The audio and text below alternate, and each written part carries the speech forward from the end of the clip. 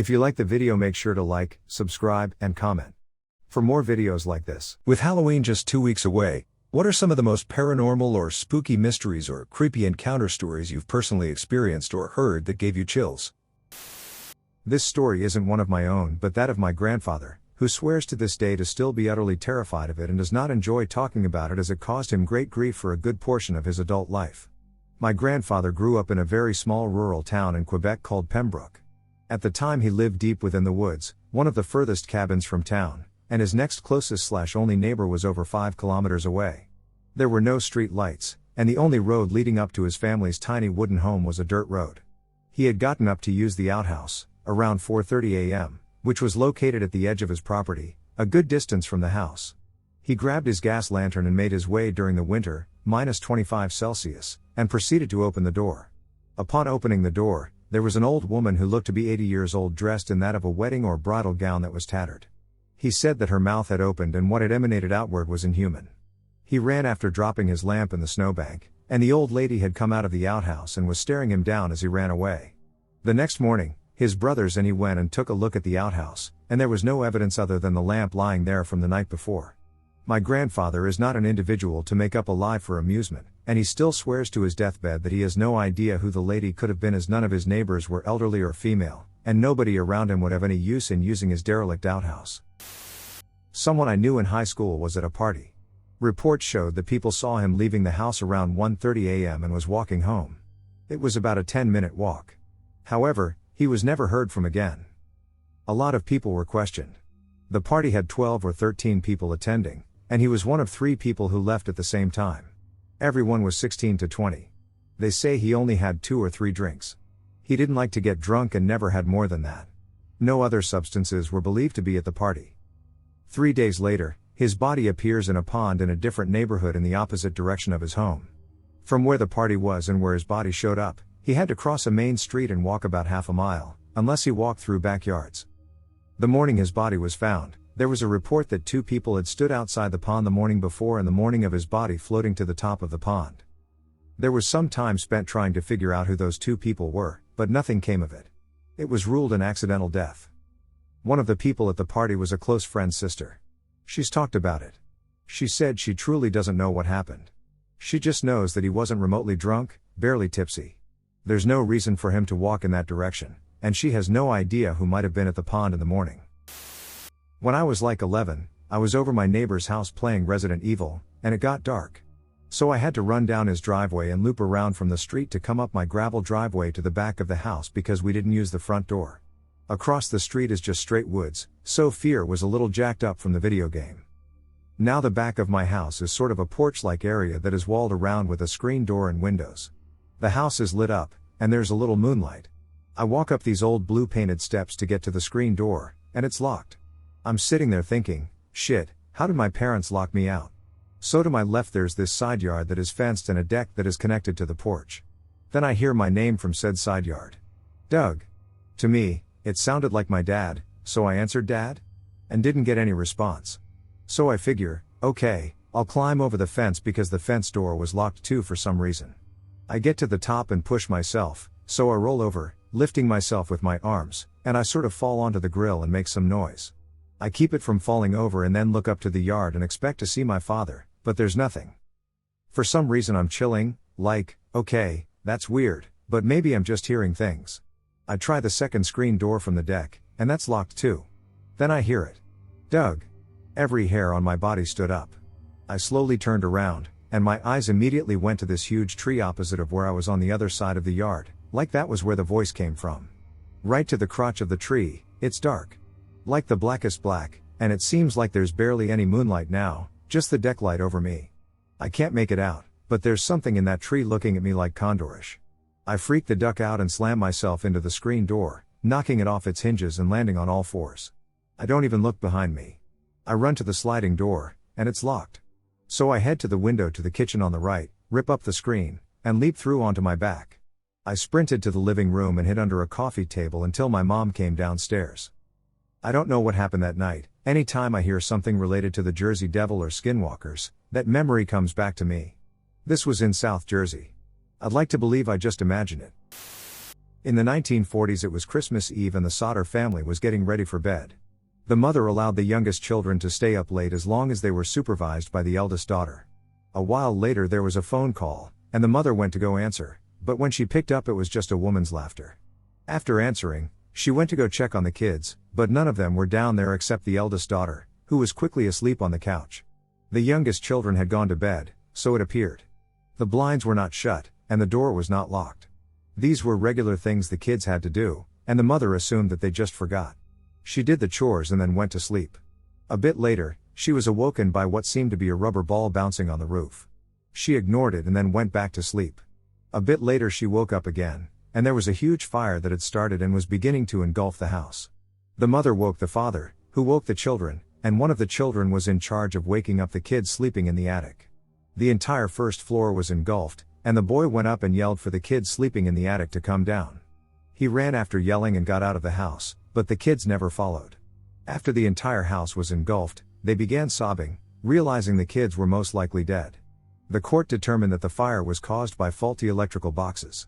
But the most chilling detail in the story is that no bones were found of the kids. And something that could be even worse is that in the bushes, behind their house, they found a pineapple grenade. The one mystery that always gives me the creeps is the legend of Spring-Heeled Jack. In Victorian London, there were several sightings of a devil-like figure who leapt from rooftop to rooftop, and because of this, he was named Spring-Heeled Jack. He was described as having clawed hands and glowing eyes that resembled red balls of fire. He wore a black cloak, a tight-fitting white garment like an oilskin, and he wore a helmet. He could also breathe out blue flames and leap over buildings. The first sightings of Spring-Heeled Jack were in London in 1837, where he attacked and assaulted several young women and tore at their clothes. The first recorded sighting was from a servant girl named Mary Stevens, who said that a dark figure leapt out at her and grabbed her and scratched at her with his clawed hands. Her screams drew the attention of passers-by, who searched for her attacker but were never able to locate him. Several women reported they were also attacked by the same figure, and a coachman even claimed that he jumped in the way of his carriage, causing his horses to spook, which made the coachman lose control and crash. Several witnesses claimed that he escaped by jumping over a wall while laughing. Rumors about the strange figure were heard around London for about a year, and the press gave him the nickname Spring-Heeled Jack. The mayor of London also publicly acknowledged him in January 1838, due to the rumors. The story was not thought to be anything more than exaggerated gossip or ghost stories until February 1838. In February 1838, a young woman named Jane Alsop claimed that a man wearing a cloak rang her doorbell late at night. When she answered the door, he took off his cloak and breathed blue flames into her face and began to cut at her clothes with his claws. Luckily, Jane's sister heard her screams and was able to scare him away. On February 28, 1838, 18-year-old Lucy Scales and her sister were returning home after visiting their brother in Limehouse. Lucy and her sister were passing along Green Dragon Alley when a figure wearing a large cloak breathed a quantity of blue flame in her face, which caused her to go into fits, which continued for several hours. Following the attacks on Jane Alsop and Lucy Scales, sightings of Spring-Heeled Jack were reported all around England. His victims were mostly young women, and they all told similar accounts of a mysterious man in tight-fitting clothes, with glowing red eyes, and claws for hands. As the rumors and sightings spread about the Spring-Heeled Jack, he became an urban legend, and many plays, novels, and penny dreadfuls featuring Spring-Heeled Jack were written throughout the 1870s. As well as in London, Spring-Heeled Jack was also reported to be seen in East Anglia, the Midlands, Lincolnshire, and Liverpool. The last sighting of Spring-Heeled Jack was in Liverpool in 1904. In 1986, I was at a super fancy college in rural New England. My GF and I decided to have a getaway weekend at my father's home. He was out of the country. He was in the defense industry, and so the home was on a private road, at the end of a long driveway, in thick woods in a quiet little town a few dozen miles from Boston. He had alarms and lived on a private road for security clearance reasons. Anyhow, I deactivated the alarms, and we, had fun. And we went out for dinner, came home. And then we went up to my room and went to bed. Aside, both of us were not at all flighty people. Not given to any non-rational things. In fact, we were sort of haughty rationalists. Anyhow, at 2 a.m., she sat up and looked at me in total terror. I need to leave here. What? But I also started to feel scared, if just by proximity to her fear. Okay, first thing in the morning. No. I mean right now. Again, usually a quiet person. And she was already out of bed, getting dressed, packing her few things. Since it was her car that we'd driven, I didn't have much choice, and we left in under a minute. I remember how frightened she was, and she actually backed out of the 400-foot driveway. I know because I had to repave it one summer, and didn't even use the fairly convenient turnaround. We hit the dirt road, and she floored it, and it wasn't until we were in the middle of the town that she pulled over and started crying. I drove the rest of the 2 hours back to campus. Well, my dad comes back from overseas and calls me. "Were you here?"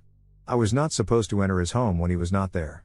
I admitted I had been and told him I was just having a getaway with my girlfriend. He was very quiet. "I see from the alarm that you left at 3 a.m. I told him about her freaking out, and in the next 10 minutes he told me that A, the house belonged to a family that had a son who B, became very ill, and C, when faced with the discomfort of his disease, he killed himself in my bedroom. Thanks for telling me, Dad.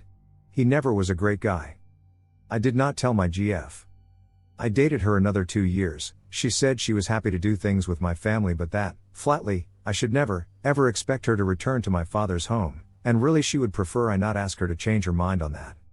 When he finally moved, that house stood empty for a couple years before it mysteriously burned down one night.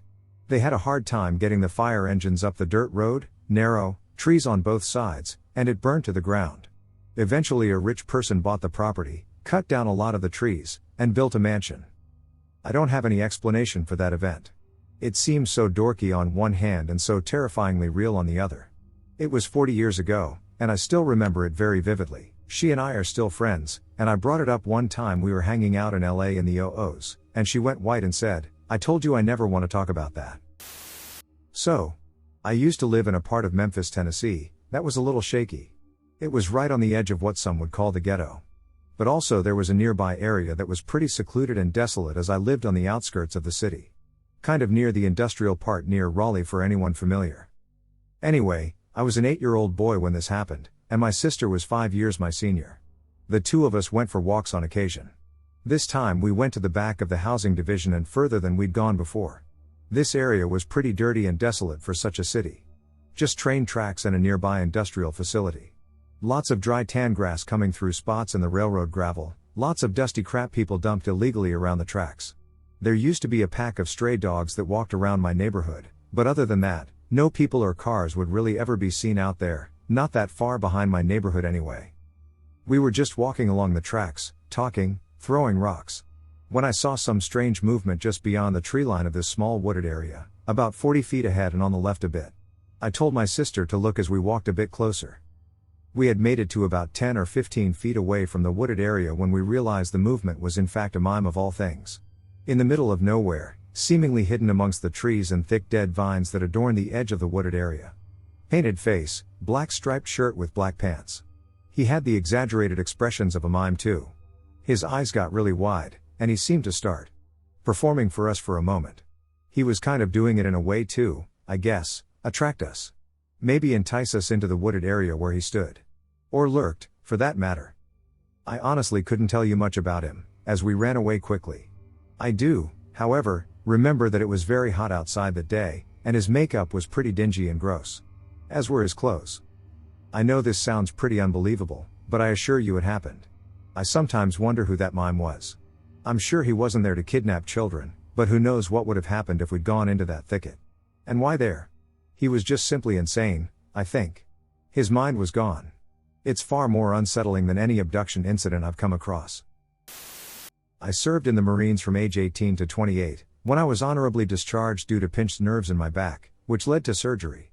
Thankfully, surgery worked for me, and while I recuperated, I took a job as a driver for an assisted living facility. Technically, I worked for two sister companies, which were a 35 to 45-minute drive from one another, and I would drive medications, patients, etc. between the two facilities. Usually I worked the day shift, however, the night shift driver suddenly quit without warning, and I was asked while they found someone to cover his shift. One night I was asked to drive some meds between Site A and Site B, no biggie, I happily hopped in the van and headed to Site B. In order to get to Site B, I had to drive through a heavily forested area. It was spooky, but as a former Marine and someone who grew up in the boondocks, I don't scare very easily. Or so I thought.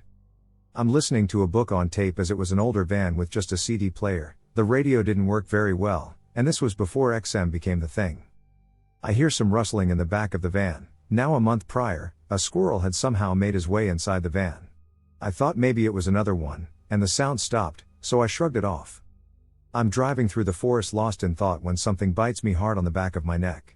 I swerved the car, almost smashing into another car. My heart is beating 1,000,000 miles a minute, and I immediately pull over. I run out of the car and open the back. I'm expecting a rabid squirrel, but sitting there with a blank expression on her face is Agnes, a woman who had severe mental issues and was a resident. She was muttering, "I'm not supposed to be here." She had bit my neck, and what was more disturbing was she had a knitting needle in her hand she must have taken from another resident. I ended up calling 2 of the staff who worked the ward she lived in, and they ended up coming to get her. They talked her down into giving them the needle and managed to get her back to the facility. I had to go get my bite looked at, and I ended up quitting a few months later after another crazy incident. I stayed far away from Agnes the rest of my time there. I went camping with 3 of my buddies, John, Bennett, and Kyle. We do this every year, kind of a bro trip to reconnect with each other. We were all fresh out of college and decided to go on our yearly camping trip in August. We are from Oregon and ended up camping in the woods there like we usually do at the same spot. The first day was great. We set up our spot, explored the area, and by the time the sun was setting, we set up a campfire and made dinner. After a few too many beers and some s'mores, we decided to go to sleep. It was a perfect end to a perfect day. Our second day was basically the same thing. Hiking, food, 1 too many beers, but this night ended up being not so perfect. I remember watching a Mr. Nightmare video about some guys camping, and they heard laughing, and it turned out it was nobody in their group. Yay, my story is similar. As we finished the rest of the beers, we were wrestling around with each other like guys do, then John stopped messing around and froze. Everyone was confused, but John claimed he heard something nearby. I told him it was most likely a squirrel, and he said, "No. It was most definitely not." He was scarring me at this point, so I decided to resume the tackling session, and I took him down. We forgot about the whole thing until about 10 minutes later. We were tired from wrestling and joking around, so we decided to put out the fire and head into the tent. We had a 6-person tent for anybody wondering, so we were all in one tent. Just as our only light source, besides our flashlights, went out, I heard a slight cackle. I assumed it was one of the boys because we were all clearly a bit buzzed, so everything is funny.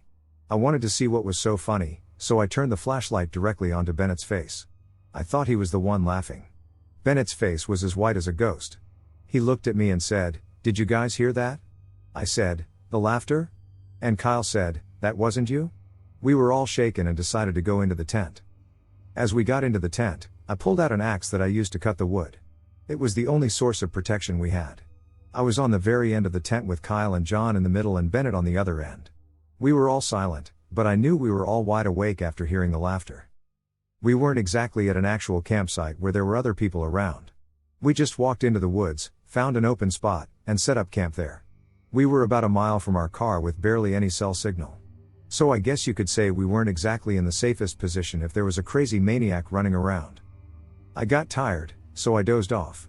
I have no idea how long I was sleeping before I heard laughing again. It's hard to describe other than it sounded menacing. I was frozen. I didn't move. I didn't even try to look over to see if my buddies were awake. The axe was under my pillow. As I mustered up the strength to move to get the axe, I saw what looked like someone's finger pressed up against the tent, just circling around the tent. Someone was definitely outside, walking around our tent. Laughing.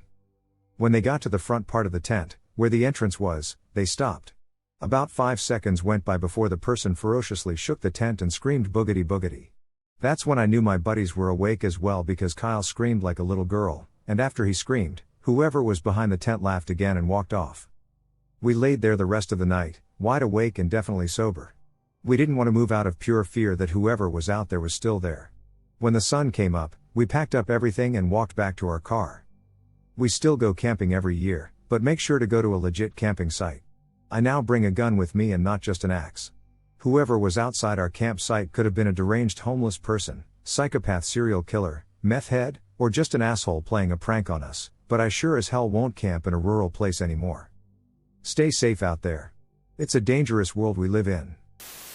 The Codex Giga really freaked me out as a kid, especially with the creepy backstory. Basically, it's a huge 165-pound book from the 13th century that contains the entire Bible and a lot of historical texts. It was determined that it was all written by one person, and it would have taken them a bare minimum of 30 years. The legend behind it though is that a monk broke his vows and was sentenced to be walled up alive in a room in the monastery. He begged the other monks to give him a chance to spend one night writing a book that was an honor back to his monastery. When they left him to it and he realized it was impossible, he prayed to Satan himself for help, and Satan obliged. There's a very cool full-page drawing of Satan in it. Even without the creepy legend behind it, it has a very interesting history, including almost being destroyed by a building fire.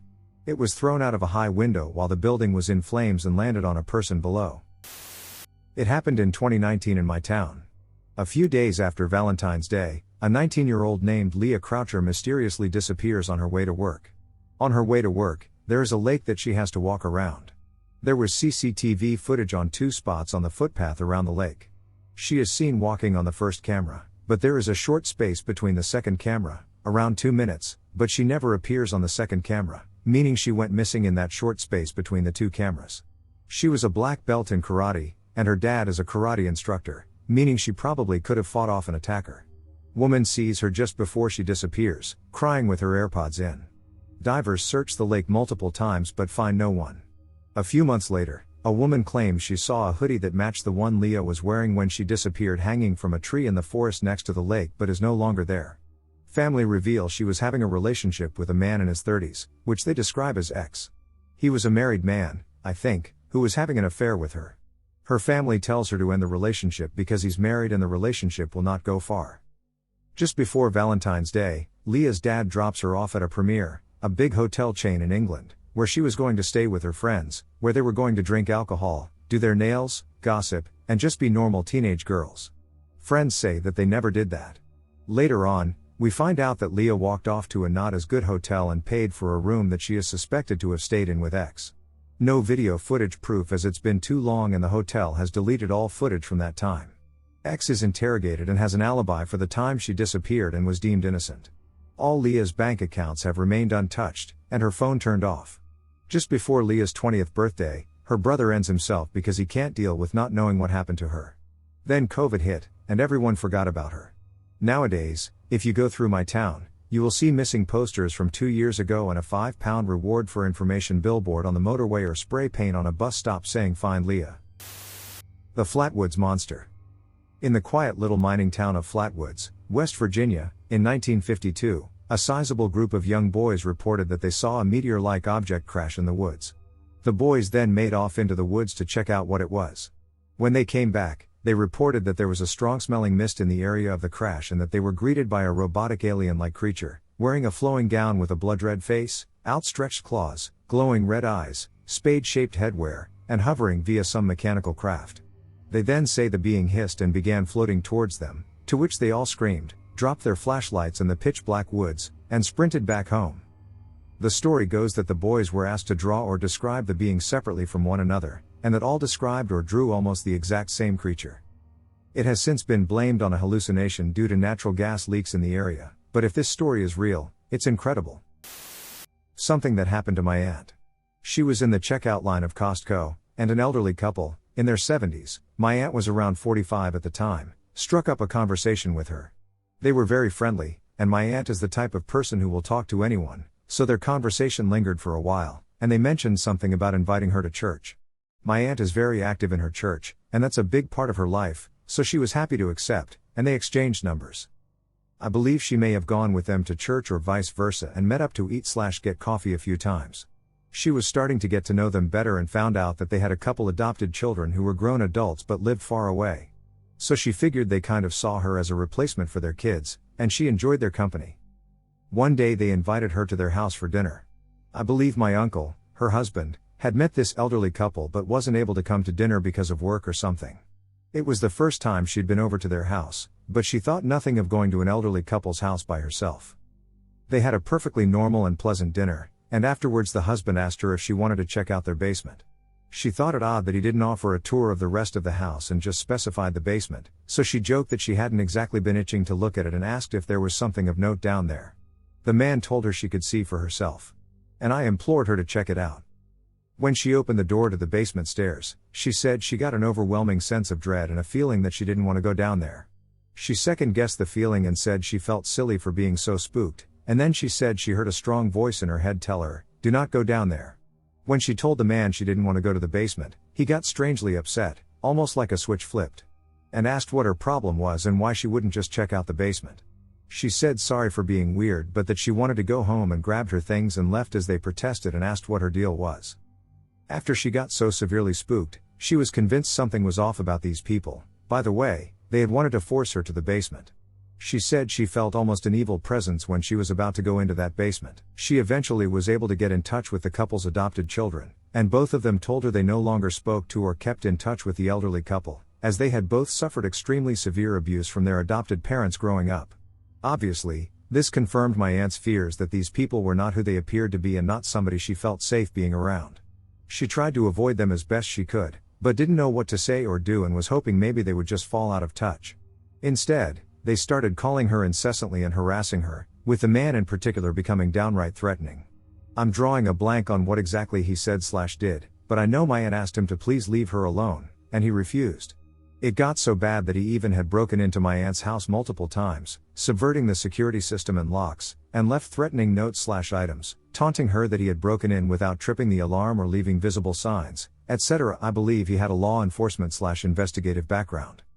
I honestly don't remember whatever came of this. It was at least 12 to 15 years ago, and I know my aunt has moved a couple times since then. She went to the police, but they didn't have a way to prove it was him/anyone who had broken in. I wouldn't be surprised if the couple was dead by now, as they were at least in their 70s.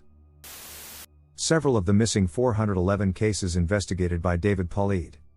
Specifically, for me, the ones where very, very young children go missing and are found in places that no one, not just the kids but even an abductor, should have been able to physically get to and absolutely would not be able to within the amount of time between their disappearance and their rescue. One kid vanished while hiking with his family when their backs were turned briefly, but they found him like near the top of a cliff, miles away, in a short amount of time. Another child vanishes during some sort of outdoor party and is found in a swampy area on a dry piece of land surrounded by water on all sides. There are others. The worst ones are when kids report having heard musical instruments or who were found by creatures with names like Mr. So-and-so or whatever, only to turn up unharmed and untouched with no trace of the places they visited when the areas are investigated. Stuff like that gives me chills, especially when the kids never encounter another person but get so far away with no recollection of the time between disappearance and rescue. There are loads of other, very similar stories about adults as well. For example, there was the attorney who had to work on a Sunday night after he made time to watch the Super Bowl. His car was found outside his workplace, and there was a record of him buying a plane ticket to another state hundreds of miles away, then being found in another state even still hundreds of miles away, walking down the interstate in fatigues and clothes he did not own, only to be hit by oncoming traffic as soon as people were able to report his appearance. There are so many intriguing ones. When I was 13, I went on a 3-day camp in the bush. We are all wearing camo clothing for this. On the first night or day, we have a 24-hour capture of the flag. The capture the flag was awesome. At night, you would adjust to the night so your eyes would be able to see clearly. You would have the few people who would spark flint above their heads, which was really bright and blinded us. Anyways, I was with one other person, and we were at the front of the base we were defending. This base had 2 mounds that we were just able to lay behind and not be seen. About 30 minutes into the watch, one of the people I was with had to go to the toilet, so he went back to home base. He was gone for about 2 minutes, and I started hearing white noise, like walkie-talkie static, coming from the mound that he was at. He had a walkie-talkie and I didn't. I just thought he left it there. But it just continues on for about 30 seconds without stopping. So I went over there to suss it out. Nothing, no walkie-talkie, no people, nothing. The closest person was probably 100 meters into the bush at our home base. At this point, I think I'm getting paranoid and becoming crazy. My heart is racing because it is still happening. The radio static has still continued. After some time of looking, the static stopped, and my pants became unzipped and were down at my ankles with no one in sight. Mind you, these pants were the Army issues pants, which have many buttons and a belt to tie them up. But nope. Everything undone and down at my ankle. At this point I'm shitting myself. No clue what had just happened. I go back into the home base, saying that I swear a ghost was going to hurt me. I didn't go on a 3-day camp out bush again with that group and still have no idea what happened, and I'm 26 years old now, and it still gets me thinking. My mom said she saw a demon on Halloween. As a backstory, she has this friend who likes to communicate with spirits. Lately, my mom has been making excuses to keep her away because she thinks this friend attracts bad things by doing what she does. On to Halloween Day. A couple people were at my mom's house, a woman and her son, and they were sitting in the kitchen. You know how it said demonic entities smell like sulfur? When the woman walked in, she kept saying there was a gas leak in the house that smelled really bad. Nobody else smelled anything. At some point during the visit, the woman and son started arguing with each other. All of a sudden, my mom heard a shrieking sound. When she glanced up, she saw a 4-foot-tall demonic creature standing between the woman and son. It had very wrinkly, bristly hair, a huge nose, and reddish-yellow eyes. She gasped, so the woman and son stopped arguing to see what was wrong, but my mom didn't tell them that she saw something. My mom no longer saw the demon, but within 30 seconds of seeing it, the woman felt really ill and had to throw up. She started turning purple and said it felt like she was choking. They eventually went home, and my mom called the woman to tell her what she saw and heard. Well, the woman said she heard the shriek too but assumed it was coming from somewhere outside. My aunt is into crystals and all that stuff, so she was invited over to cleanse the house that same night.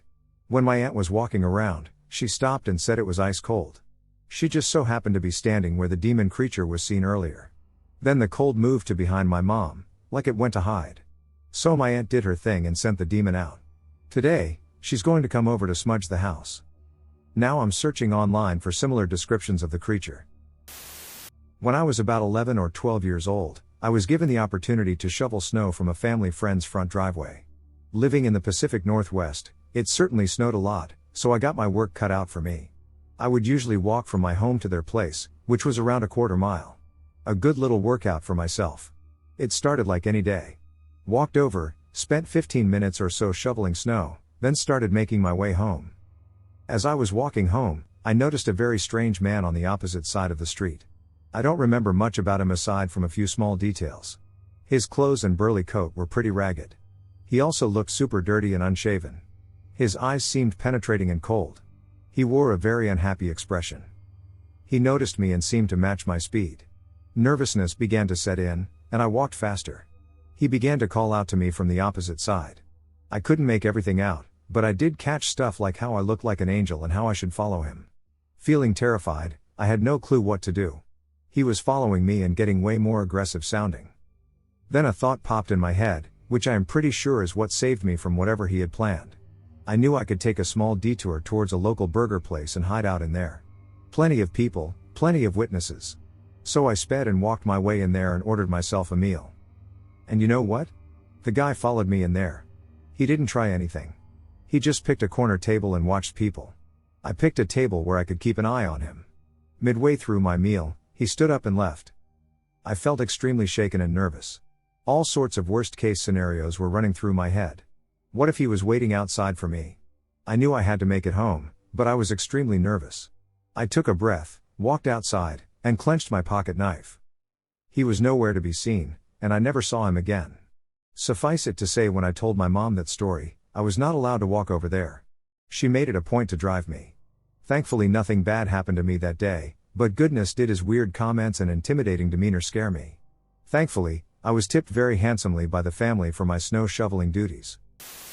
About 15 years ago, when I was 10, my family and I lived in a cozy, unassuming apartment. It was a typical summer, one filled with lazy days and quiet nights. But that peace was shattered one evening when something happened that I still can't explain. My mom and younger brother were away on vacation, leaving just my dad and me at home. One night, after finishing a shower, I stepped into the bathroom to brush my teeth. The mirror was clouded with steam, its glass foggy and opaque. Just as I began brushing, my dad joined me at the sink, his own toothbrush in hand. We both stared into the mirror, watching as the fog slowly began to lift, like a veil being drawn back. And then we saw it. In the mirror, standing behind us, was a figure, a woman, or at least, something that resembled one. She was brushing her hair, her movements slow and deliberate. For what felt like an eternity, we both stood frozen, watching her in stunned silence. And then, just as suddenly as she had appeared, she vanished into the mist. The whole encounter lasted no more than 5 seconds, but in that moment, my heart nearly stopped. My toothbrush slipped from my hand, and I turned to my dad, wide-eyed, hoping for some sort of explanation. But he just looked at me, stone-faced, and shook his head. "I didn't see anything," he said. I was only 10, but I knew he was lying. I asked him about it repeatedly over the next few days, desperate for an answer, but each time he dismissed it. At the time, I assumed he didn't want to scare me. But deep down, I knew he had seen exactly what I had. Years went by before we ever spoke about it again. It wasn't until we watched Paranormal Activity together 4 years later that I finally brought it up again, hoping for closure. And that's when he admitted it. He confessed that he had seen the woman too, clear as day. He had been just as shocked as I was, but had kept quiet to protect me. Even now, we don't know what it was we saw that night, who, or what, that figure was. It's a mystery that haunts us both, and we've been searching for answers ever since. So now I turn to this community, hoping someone might have insight into this strange, shared experience. I've always been skeptical of paranormal stories, but this I can't explain. If anyone has a clue as to what my dad and I witnessed that night, I'm all ears. I'm from the middle of nowhere, born and raised, which can get awfully boring. In order to stave off boredom in my particular little corner of nowhere, my friends and I often enjoy something called contra dancing, which is basically New England folk dancing, where one pairs off with a different, random partner at each dance. This hobby would bring us to all corners of the area and in contact with lots of interesting, and usually older, people. One night, a friend and I had driven about 40 minutes into the woods to this old townhouse. It's an incredibly scenic little area, even at night. Great view of the stars, crickets chirping, people dancing in the tiny town hall. A perfect, hot, summer night with friends and about 60 other, again, mostly old, town folk. I had even made cookies for everyone to enjoy, which was announced at the beginning of the dance and was applauded by everyone there. I had danced maybe 2 dances when an older man in his mid-60s approached me for a dance. This was far from unusual. In fact, most of my dance partners were over 40. I had seen this guy at several contra dances, so he definitely wasn't new. This guy came off kind of creepy though. Most of the older guys struck 18-year-old me as grandfatherly, but some just are uncomfortable to be close to. I refused him, saying I promised my friend a dance. He insisted that I dance the dance after with him. Not wanting to be rude, I agreed, trying to be as perky as possible so he didn't know he was making me uncomfortable. "You look so beautiful tonight," was the first thing out of his mouth when we paired up for the dance. I kind of just smiled and nodded. I didn't want to be encouraging. He was sweaty, had a walrus mustache, and was bald except for a crown of gray hair. The dance was a particularly extravagant one, with a move called a gypsy, when the partners stare into each other's eyes while circling around each other, into a swing. He started making remarks under his breath during this move, such as "get over here and can get away from me," while pulling me closer. Gross, but nothing too bad. "I heard you made the cookies. They were delicious. I'll have to get the recipe out of you, or just make you my wife. Then I'd have them all to myself." I almost stopped the dance to get the duck away from him, but I just shut down and refused eye contact and conversation. I was sufficiently grossed out, but it was nothing too bad. I pulled my friend aside after and told her about him, and then enjoyed the rest of my night. After summer dances, the young people often drive down to a small pond and swim to get off the sweat and grossness of the dance. Skinny dipping is encouraged, as this spot is really in the middle of nowhere, no houses around, and an absolutely amazing view of the stars. My friend and I spent about 20 minutes hanging out in the water, with people slowly leaving, until we were the only ones left. That's what I thought, at least. Until I saw a figure standing at the bank of the pond staring out at us. I didn't call out, assuming it was one of our friends. I swam closer, starting to get out of the water.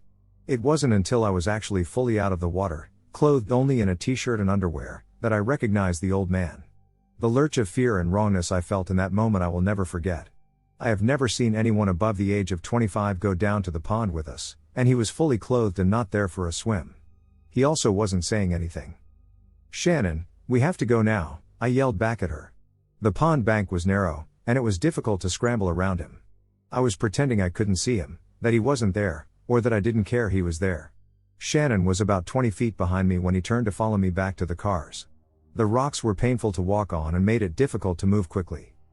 "I heard you guys were coming down here," he said. At this point, Shannon was just coming near him. She did not recognize him from earlier stories and wasn't reacting to the creepiness as strongly as I was. "Ha ha, yeah, sometimes we cool off down here," Shannon replied. He got between me and her, blocking her from the car. "You know, you and your friend look like sisters. I heard she made the cookies. Do you cook as well as her? I'd love a pair of you at home." This is when the situation really hits Shannon. We're alone with this guy who's apparently followed us to the middle of nowhere, with unknown intentions. It was nice talking to you, but we have to go. Now. Come on, Shannon. I was practically running to the car, throwing the words over my shoulder. He put a hand on Shannon's bare shoulder, which spurred her after me. Come on, you too, I'm just trying to have some fun. I was already in reverse by the time Shannon got in the car with me. We tore out of the dirt road at about 50 miles per hour and hit pavement at around 70. I almost puked when I saw headlights turn out from the road, following us. Since I was about 40 minutes from home through all back roads, I took a gamble and headed towards the nearest gas station, following the whole way. We stopped at the station, right in front of those huge windows. He slowed down, looked at us, and then sped away. I haven't seen him at a contra dance since, which is the scariest thing to me, as he used to be a regular. In my experience, contra dancers are a loyal bunch, but this guy just sort of drifted in for a couple months and disappeared just a bit quickly. Still makes me uncomfortable to think about. I've had this story under my belt for a few years now and am at this point just looking for input as to what could possibly have happened. Basically, a couple years ago I subleased an apartment from an acquaintance. She was a friend of a friend, as well as someone I had a lot of mutual friends with. While I was staying there, she left her basic furniture but had one closet we had agreed she would keep her personal belongings in. I never went into the closet, as I respected her privacy and didn't think much about what was in there. One day, I came home from work and went straight to the shower. When you come into the apartment, the bedroom and living room, which were one shared space, are on the left, and the bathroom and kitchen are at the end of the hall. After my shower, I went to the kitchen to wash some dishes and get cleaning products under my sink to then return to the bathroom to clean the bathroom. When I came back in, there was a giant pile of human hair that was completely dry. At first instinct I thought I lost a bunch of my hair but realized very quickly it was not mine and the hair was completely dry and I had just used the shower. I obviously freaked out and called my good friend, who was my upstairs neighbor. She came down immediately, confirmed the hair was very strange, and someone obviously had to have put it there while I was washing my dishes. We called the police, who came and said it was the strangest thing he'd ever seen but that there weren't signs of forced entry, although the apartment was seemingly easy to break into. At this point, we called the girl who I was subleasing from to ask if she could make sense of the situation. She said that it was very strange, but the only thing she could think of was that in the closet with her belongings, she had left a box of her hair from when she had shaved her head the year before. We went in and found the box and confirmed it was the same hair and sent her a picture. She then confirmed that it seemed like there was hair missing from the box. There was no possible way the hair was with me when I showered, so I can't put together how this happened without someone being in my apartment while I showered, waiting for me to go to the kitchen, and then threw it in and left. I am at a loss for an explanation, and years later I'm still left wondering. I moved in with the person I was dating right after, while still paying rent, and never slept there again. The girl I subleased from later told people that she thought it was an elaborate plan I'd made up in order to keep the apartment, which I had never asked her to do in the first and definitely didn't want to do after. There are two mysteries I know of that are really creepy, but I suspect they're hoaxes. If they're not, it definitely seems like something paranormal could have happened. The Corpsewood Manor murders took place near Tryon, Georgia. A gay couple had moved down there and built a castle-like house to start a new life. One of the men was a professor and had an interest in the occult, so they had a collection of different religious items, including Satanist art. Even though they lived together, they had an open relationship, and the professor slept with a local man. The man later decided he had been taken advantage of, and he and his friends went to go rob them.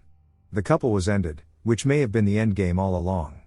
In the house, they found a painting the professor had made of himself lying on the ground with 5 bullet holes in his head. If it's real, then it was an uncanny premonition of exactly how he died. The wolves of Pavagata are the other one. Basically, there was a series of wolf attacks in India in 1983. The wolves would only take children, mostly girls, often right from under their parents' noses or when the children had a dog in the room. Some of the ways the bodies were mutilated pointed more towards a human attacker, and people have speculated that it was a group of cultists.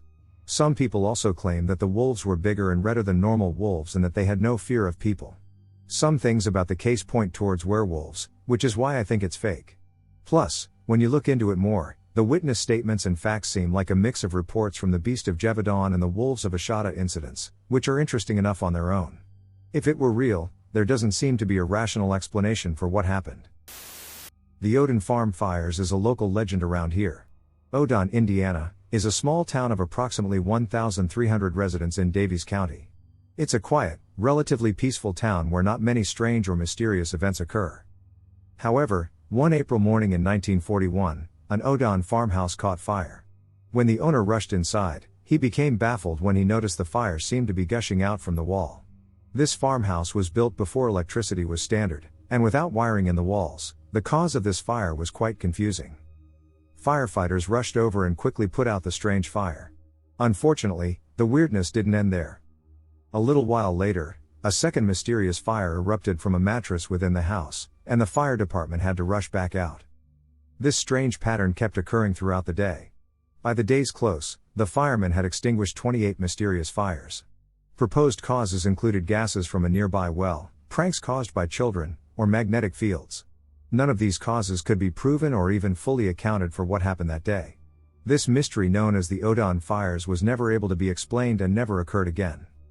I'm sure there is a logical explanation, but it's a fun mystery nonetheless. About 10 years ago, when I was in my mid-teens, I was going through a typical grouchy teenage hormonal stage. I had been raising chickens for eggs at the time and lived on my parents' 5 acres of wooded, secluded property. Putting the chickens away at night after dark always creeped me out. I constantly felt like something was watching me. My dog always came with me until he got too old, and I didn't want him to have to walk out in the dark and would lock him in so he wouldn't hurt himself. A lot of mildly creepy things happened at night there, but nothing stood out to me like this night. I had just locked the chicken door for the night, and I had the most overwhelming urge to run and book it to the house. I didn't normally get that creeped out. I turned and started running and didn't look back. I could hear rustling in the bushes and jingling in the woods. Once I got inside, I made sure the door was locked right and also double-checked to make sure my dog was in fact locked in. He was and seemed extra agitated. A short while later, I heard what sounded like a herd of horses galloping right past the house. I know it sounds crazy, and it was mid-autumn, so it wasn't even that late. Maybe 8 or 8:30. I turned the light on outside, no sign of horses. I wasn't sleepy or tired and hadn't had any alcohol or anything that could possibly alter my thinking. No one even has horses close enough for me to hear them that close or that clearly. I checked the next morning and there were no signs of horses running through the yard, no hoof prints, torn up grass, or anything. My dog remained on edge the rest of the night and didn't want to go out to go potty. After that, I started experiencing horrible night terrors and sleep paralysis where I would think things were attacking me and wouldn't be able to move. I have some other strange happenings, but nothing as weird as that. Like I said, this is probably nothing compared to others' experiences. So, this took place on Halloween night, 2006. I was 14 at the time and spending the night at my friend Heather's house along with 2 other friends. We were all going to spend the evening trick or treating in Heather's neighborhood. Heather had 3 siblings there as well, including her brother Eli. Eli was the annoying younger brother who had a crush on me, and any time we would have sleepovers there, he would go into my things and steal my bras and underwear, whatever he could get his weird hands into. This is relevant to the story, I promise. Heather, Eli, and another sister all had their bedrooms in the basement. Eli and the other sister's rooms were at the end of a hallway past Heather's room, which was midway down the hall to the right. Everyone got into their Halloween costumes and makeup and started to gather in the front yard of the house. I'm outside and realize I forgot my trick or treat bag. I got ready in the sister's room, so I ran back into the house to go grab it. I rushed downstairs down the hall and past Heather's room. Out of the corner of my eye, I noticed someone sitting on the middle edge of Heather's bed staring down at the floor. The lights were off, but the hallway light was on. Even though the room was dark, I could easily see the silhouette of someone quite small with an extra large head for their body, just sitting there staring down. I didn't think much about it in the moment. I immediately figured it was Eli sitting there going through my things, as he always did. He was also wearing a costume with a large round mask. Maybe he looked so much smaller because he was sitting at a weird angle, or is it a trick of the eye? It looked odd, but it couldn't have been anyone else.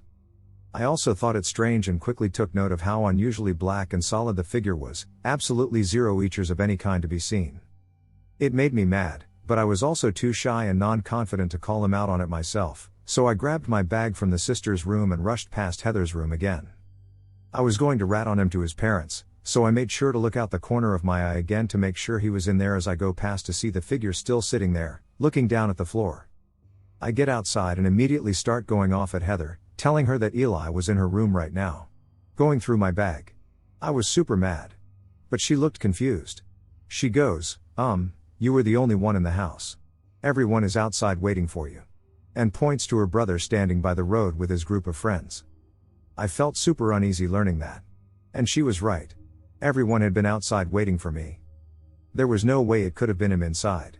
He would have had to run past me out the same door. And I know I saw someone or something sitting on her bed. Heather and her siblings were always scared of being downstairs, especially by themselves, and had mentioned that they thought it might be haunted or something weird going on. Especially since their parents had started renovating the house, they noticed a lot more activity around that time. So I'm curious, for those who made it to the end of my story, what do you think this small, large-headed, pitch-black, featureless thing was? I grew up in central British Columbia, Canada, where our First Nations people have stories of little people. My initial feeling has always been an alien entity of some sort. Anyway, I'm open to suggestions. There's an old town hall near where I grew up. It's a small white building, originally built in the 1840s. Behind it is an expansive nature preserve with many miles of trails. The front of the nature preserve once held a fairgrounds long ago, 1860s, 1890s, and contains some remnants of the fairgrounds if you know where to look, such as clearings shaped like a racetrack, a road, and piles of trash from the 1800s.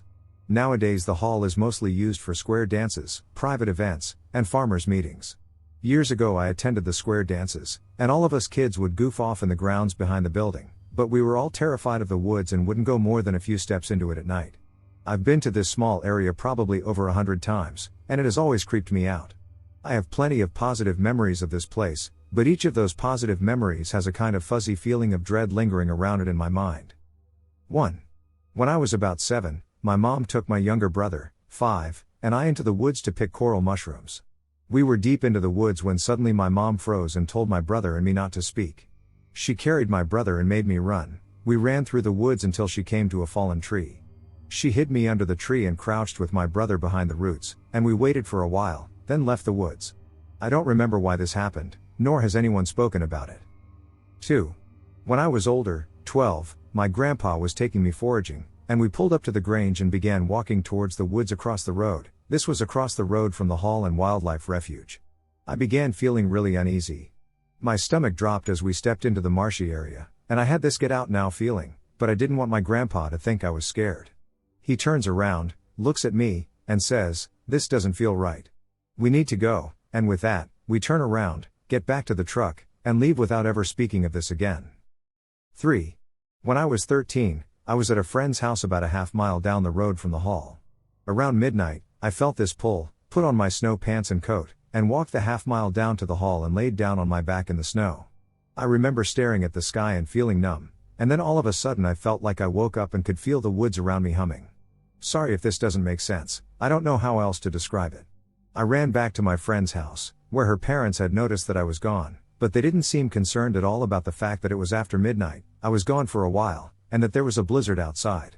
My parents did not seem concerned either, and they were very strict. The lack of punishment shocked me. Normally I'd be mega grounded for something like that. My main issue with those 3 instances above is that no one has ever mentioned them after they happened, to the extent that I doubt my own memories about it. Another issue I have is that I definitely feel creeped out about this place, but I spent a ton of time here. My mom has taken my brother and I back to that woods after we fled some threat that she won't speak of countless times. I'm personally guilty of this, too. I've recently returned to these woods to demonstrate their creepiness to a few friends, and I even took my new boyfriend there 2 months ago, prior to COVID-19, to introduce him to the bad vibes of these woods. Everyone I've ever taken to this woods has agreed with me that it's creepy as hell, but no one minds going back to it over and over. It's like no one can stay away. Most importantly, every time I've been to that woods, I've gotten this feeling of dread. I'm sure you're all familiar with what I'm talking about, but it's not usually an immediate get out now kind of dread. It's more of a slow, uncomfortable burn. Every single time I've been there. The feeling has intensified now that the entire refuge is a swamp and I can't go there anymore. It's like I feel sick even thinking of what the woods look like. Personally, I've had an extremely strange experience, and I don't know whether to chalk it up to my 12-year-old brain at the time or if it actually was of the paranormal nature. My best childhood friend used to live in this house that was technically 2 houses merged into one. Both were very old. The first night that I ever slept over, he told me about how a woman who lived in one of the houses lost her mind one day and drowned her children in a basin in the back many years ago. It was around 4 a.m., and I woke up in the middle of the night needing a drink of water. I came out of his bedroom, passing the staircase that leads to the second floor on my right, and walked out into the kitchen. On my way back to his room, for some reason I stopped dead in my tracks at the foot of the stairs, which I hadn't really been looking at in my haste to make it back to his room. I turned my head to look at them, and instead of a staircase leading up to the second floor, there was a set of stairs going downwards on an intense angle into what looked like nothingness. It was pitch black. I stood there for what felt like 20 minutes, just gazing into this abyss that was before me, that wasn't there before. My brain didn't even register it as strange. That's when I heard an ear piercing. It sounded like it came from inside of my head. Woman's voice screamed no. Needless to say, I booked it back to his room, and I haven't really said anything about it since it happened. The weird thing is that I can remember it like it was yesterday, even though so many years have passed and I've probably forgotten about more important events since then. Just thought I'd share. The Dark Watchers of California. The Dark Watchers is a phenomenon occurring in the Santa Lucia Mountains, located on the central coast of California. Sightings of tall, sometimes giant-sized featureless dark silhouettes often adorned with brimmed hats or walking sticks have been recorded as far back as the pre-Columbian era by the Chumash natives. The natives mention these Dark Watchers in their oral legends and stories. These entities are also mentioned by John Steinbeck. The famous American author very briefly mentioned the Dark Watchers in a short story of his, Flight. He writes, Pepe looked suspiciously back every minute or so, and his eyes sought the tops of the ridges ahead. Once, on a white barren spur, he saw a black figure for a moment, but he looked quickly away, for it was one of the Dark Watchers. No one knew who the Watchers were or where they lived, but it was better to ignore them and never to show interest in them. They did not bother one who stayed on the trail and minded his own business, and Pepe looked up to the top of the next dry withered ridge. He saw a dark form against the sky, a man's figure standing on top of a rock, and he glanced away quickly not to appear curious. When a moment later he looked up again, the figure was gone. Interestingly, John Steinbeck's son reportedly saw the Dark Watchers as a child and eventually co-authored a book on the Dark Watchers called In Search of the Dark Watchers. In the past few decades, many others have reported sightings of the Dark Watchers that are near the Santa Lucia Mountains, including a Big Sur resident as well as a former high school principal. Several explanations for the sightings have been proposed. Some of the theories include illusions, hallucinations, infrasound, and the optical illusion known as the Brocken specter. Another logical explanation of the Dark Watchers that was only hinted at in these articles but never explicitly stated would be pareidolia. I often find this can explain many legends, such as this one. Wikipedia's definition of pareidolia is a psychological phenomenon in which the mind responds to a stimulus, usually an image or a sound, by perceiving a familiar pattern where none exists. My thoughts, as a resident of California and a believer in paranormal phenomena, I would like to believe this legend has some truth to it, that there are lurking, mysterious entities on Santa Lucia's mountaintops. But realistically, I think a majority of the sightings can be chalked up to pareidolia or something similar. I am still interested in Thomas Steinbeck and Benjamin Brode's book, though. I hope it includes many more stories and details about this subject. Halloween night 2015. I had a close group of friends going into high school with whom I'd share what was happening at my house. Of course, no one believed me, so naturally, I ended up keeping my experiences to myself. The only one who believed me was my best friend at the time, but every time I'd share, she'd just get creeped out. Halloween night 2015, I invited my friends to do some light trick or treating and just hang out on my rooftop patio. Yes, I know we were freshmen in high school and we were too old. Anyways, after having a fun night going through the neighborhoods and downtown strip, we came back to my house to chill. My mother and grandma had left for LA to go to a Halloween party, so I had the house to myself. As we are hanging out, they brought up the ghost that is in my house. It seemed like they wanted to have spooky stories about him. FYI, a man died in our house from a brain aneurysm in the master bedroom. After a couple of stories, they began to laugh and poke harmless fun at him. I told them they shouldn't be saying that about him. Looking back at it, if someone told you that you should be scared, lol. Our house had intercoms in every room/hallway in the house, including the rooftop patio. Growing up in the house, I always suspected that he liked to use the intercoms because wherever I was, the intercom would turn on and play telephone tag with me. Honestly, it instinctually popped into my head that he was probably listening because he loved parties. After giving an unintentionally eerie warning, I said I was going to go to the kitchen, on the first floor, to get more Dr. Pepper, and my friends instantly shot up from their chairs and wanted to come with me. I knew they were just scared. There's a door at the bottom of the spiral staircase to re-enter the laundry room, and once in there, there's another door that leads into the main part of the house. As we are approaching the first door, I go to twist the knob, and it is locked. The door was mostly glass, so looking through, all you can see is the darkness of the laundry room. Instantly, my friends freaked out and asked me if my mom or grandma locked us out, but they hadn't been home in hours. They didn't believe me, So I FaceTimed my grandma, and of course, she was like, "There's no way we locked you out because we left before your friends got there." I wish you could see the looks on their faces. I explained to them how I warned them to not be making fun of the paranormal and asked them to say sorry, and maybe, Kent, would let us in. They apologized quickly, and the lock on the doorknob was unlocked. I go to open the door, and it's still locked. I told them to make it sincere, and after they were pleading, the deadbolt was unlocked. They still didn't learn their lesson. Now we are in the laundry room, about to go through the door that leads to the main part of the house. And they start laughing and poking fun again. So here we go again. We hear the door lock up. They then start to panic. I told them to just learn their lesson and stop. More apologizing happens and the lock's unlocked. Once the door was open, my friends quickly ran down the stairs by the front door and said they needed to leave. They never came over to my house again. I've always felt pretty chill in paranormal encounters, so once I said my goodbyes, I talked out loud to Kent, and started laughing because, finally, they experienced something. I put on some horror movies and ended up having a peaceful Halloween night. I'm not sure if they remember this night or if they trauma blocked it out, but it was a 10/10. Moral of the story: respect the dead and maybe wait to talk SHT when you're not on the haunted property. I'll tell a true story that happened in my area because it's spooky season. One of the most well-known and persistent paranormal phenomena in North Carolina is the Maco light, commonly known as the ghost at Maco Station. In 1867, a tragic train accident occurred at Farmers Turnout, a small rural station 14 miles west of Wilmington on the line that served Wilmington, Florence, South Carolina, and Augusta, Georgia. While in the final car of a train burning wood, conductor Joe Baldwin found that his car had uncoupled. In an unsuccessful attempt to warn and halt a second train approaching from behind, he died waving a lantern from the back of that vehicle. Baldwin's lantern was observed by one witness to fly clear of the train crash, land and right itself in the nearby marsh, and continue to burn. Near the site of the 1867 crash, a flickering light has been sometimes visible along the railroad lines for more than a century. According to legend, this light is the ghost of Joe Baldwin, who was beheaded in the crash and is supposedly searching for its head. Between 1873 and the aftermath of an earthquake in 1886, train workers reported seeing two Maco lights shine simultaneously. Many railroad personnel have been tricked into stopping their trains by the Maco light's brightness over the years. Signalmen at Maco utilized two lights, one green and one red, to counteract the ghost's attempts to disrupt the schedule.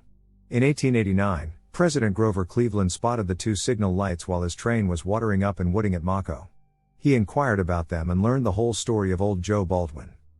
The Southeastern North Carolina Beach Association invited parapsychologist and ghost hunter Hans Holzer to visit Maco in the spring of 1964 so he could look into the enigmatic light. Holzer reportedly certified the ghost conductor after his visit, based on his regular return visits. Sightings of the Maco light have greatly diminished, if not completely disappeared, according to historian Harry Warren of the Cape Fear Museum, since the railroad tracks were removed around 1980. At Maco Station, where a few to dozens of people would regularly congregate at night, the Maco light has been the focus of numerous gloomy vigils throughout its history.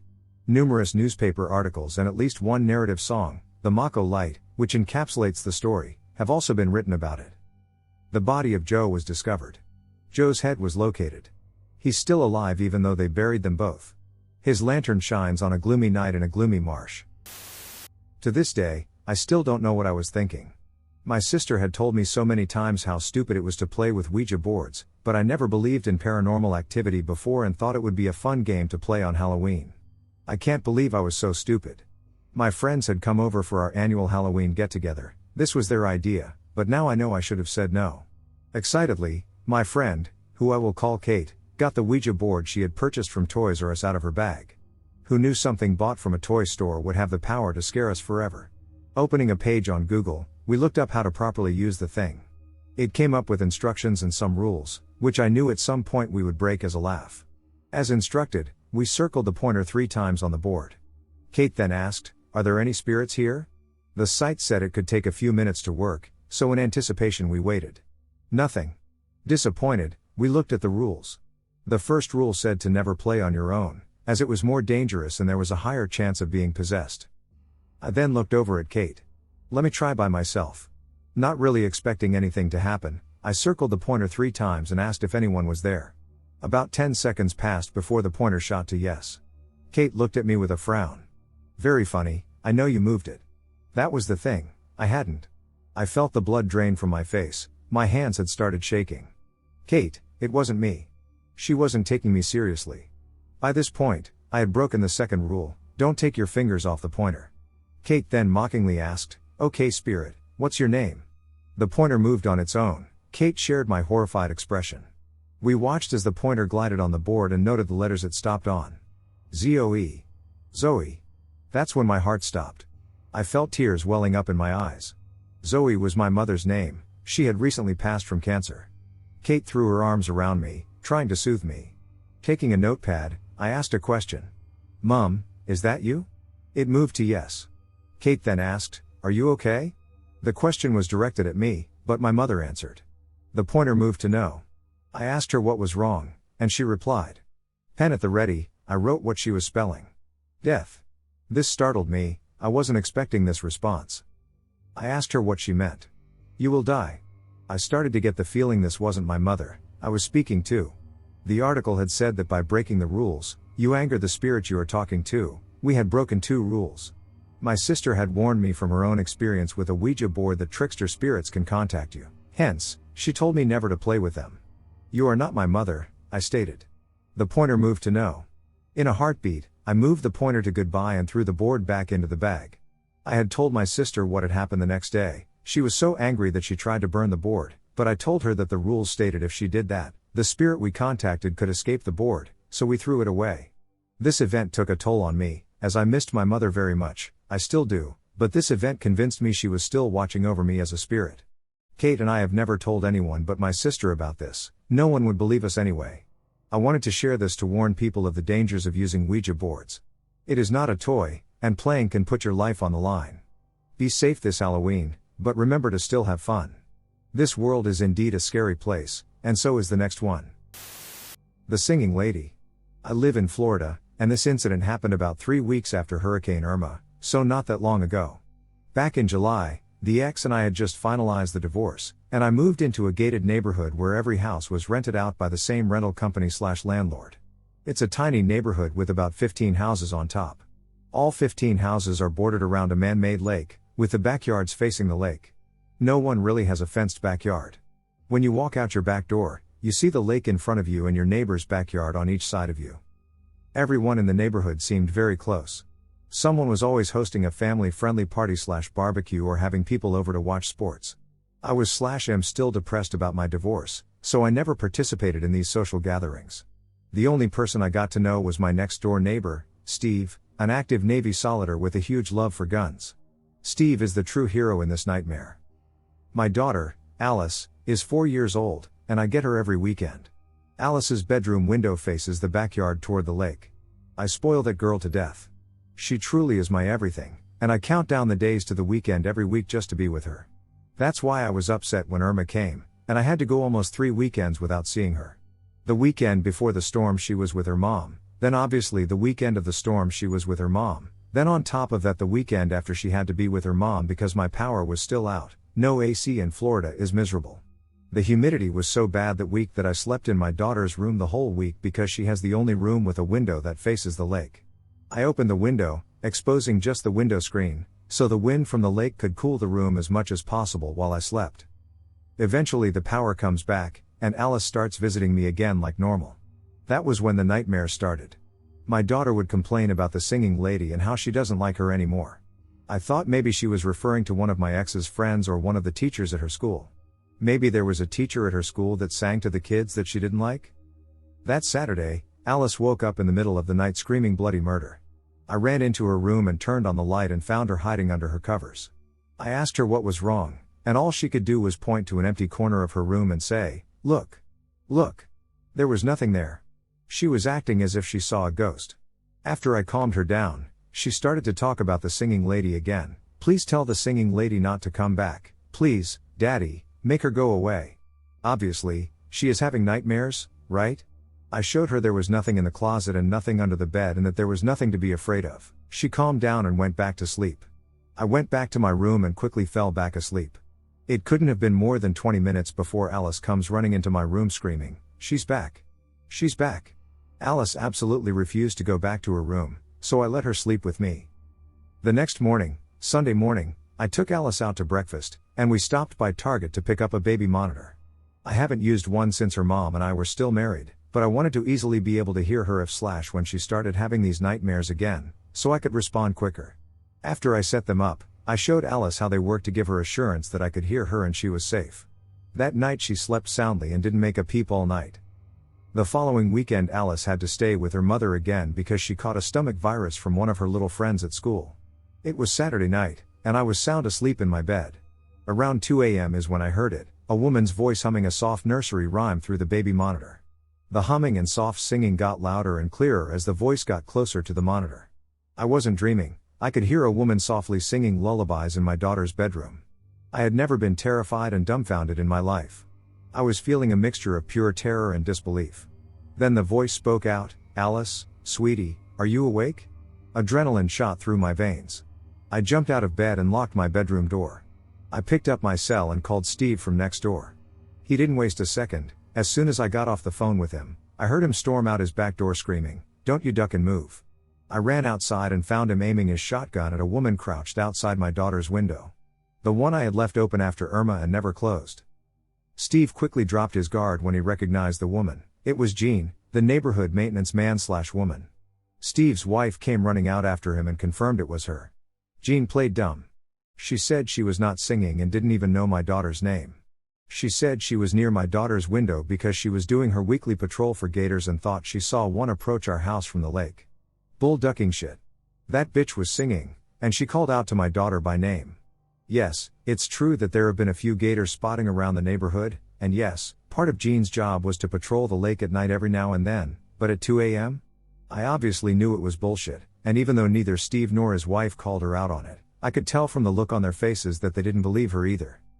The next morning, I went over to Steve's house to thank him and tell him exactly what happened.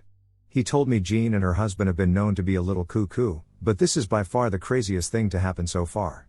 Steve helped me install metal bars on Alice's window that afternoon. The Texarkana Moonlight murders are my #1 creepy, unsolved mystery. Basically from February to May of 1946, someone committed a series of murders in Texarkana, Texas, and one about 10 miles away in Arkansas. 8 people were attacked in total and 5 were killed, and all of the attacks occurred at night, thus Moonlight murders.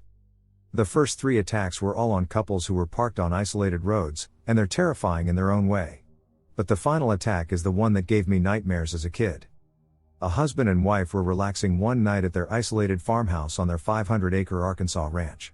The husband was reading a newspaper downstairs by lamplight, sitting in his armchair by the window, when he was suddenly shot dead by someone outside. The wife ran into the room and was also shot in the face, but not killed. She went for a pistol but was too blinded by her own blood to find it. The killer ran inside and chased her through the house, leaving a trail of blood, but she managed to get out a back door and flee down the road to a neighbor. By the time the police arrived, the killer was long gone and was never caught. This story is the reason I can't stand not having curtains on my windows at night. Just thinking of the husband sitting there reading the paper and the guy lurking outside in the dark watching him through the window. And then the killer chasing the wife through the house and down the road. Truly like a horror movie. I'm not one to be scared. I've always loved thinking about things beyond our nature, such as the Loch Ness Monster and Megalodon. However, this one house traumatized me. I lived in an old apartment from infancy to the middle of 3rd grade. My dad drove semis across the country, and he promised when he was home for good that he'd buy us a house with a big backyard and a trampoline. So halfway through my 3rd grade year, my parents chose an old house that had 2 stories, a basement, and an attic. It was in a secluded neighborhood with a thin, forested area of train tracks and a huge river right behind it. The house layout was sort of strange, but I'll do my best to describe it.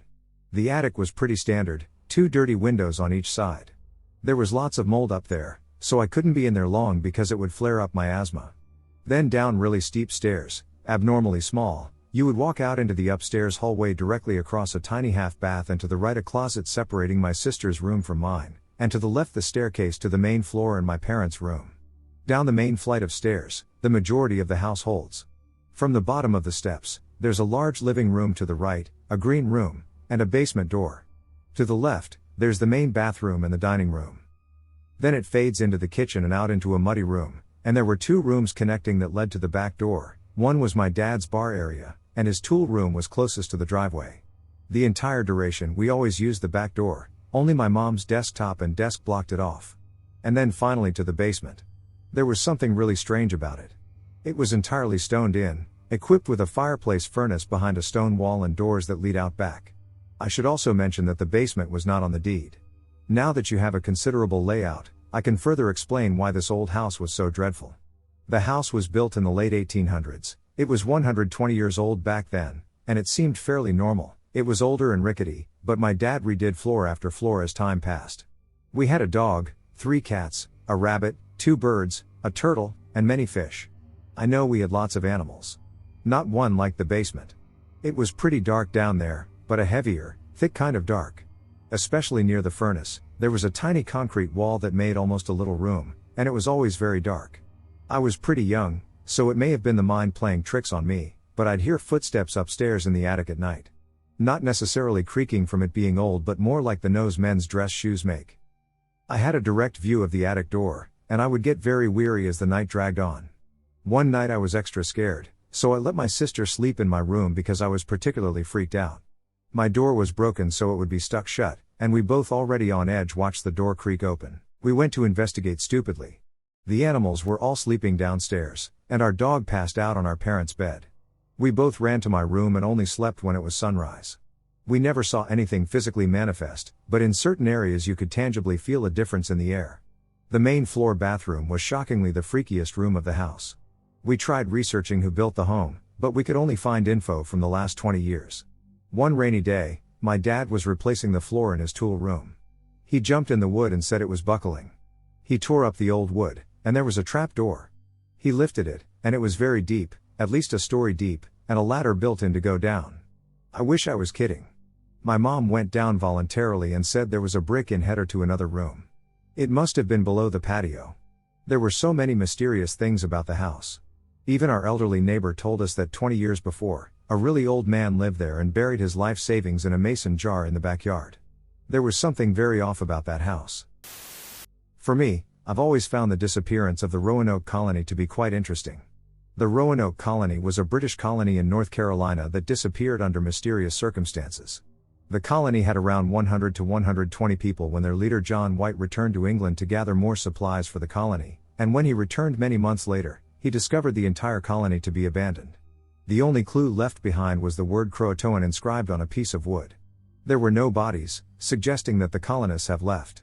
John White was never able to locate his lost colony, despite multiple attempts.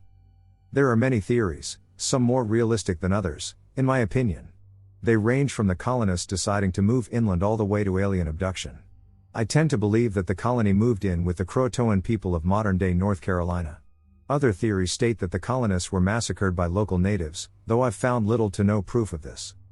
Something about the idea of any entire group of people simply vanishing without much of a trace is quite creepy to me, even if there is a rational explanation. I am 23 years old now, but I still remember this experience. I am a male and was in, I think, first grade about 6 or 7 years old on Halloween night. My parents took my little sister and I trick-or-treating, and I remember feeling super excited. Halloween was always one of my favorite holidays. I remember we went to the rich people's neighborhood because they always gave out the most candy. I remember I got a bit too excited and went on ahead on my own, and as a kid, I was so amazed at everyone's costume.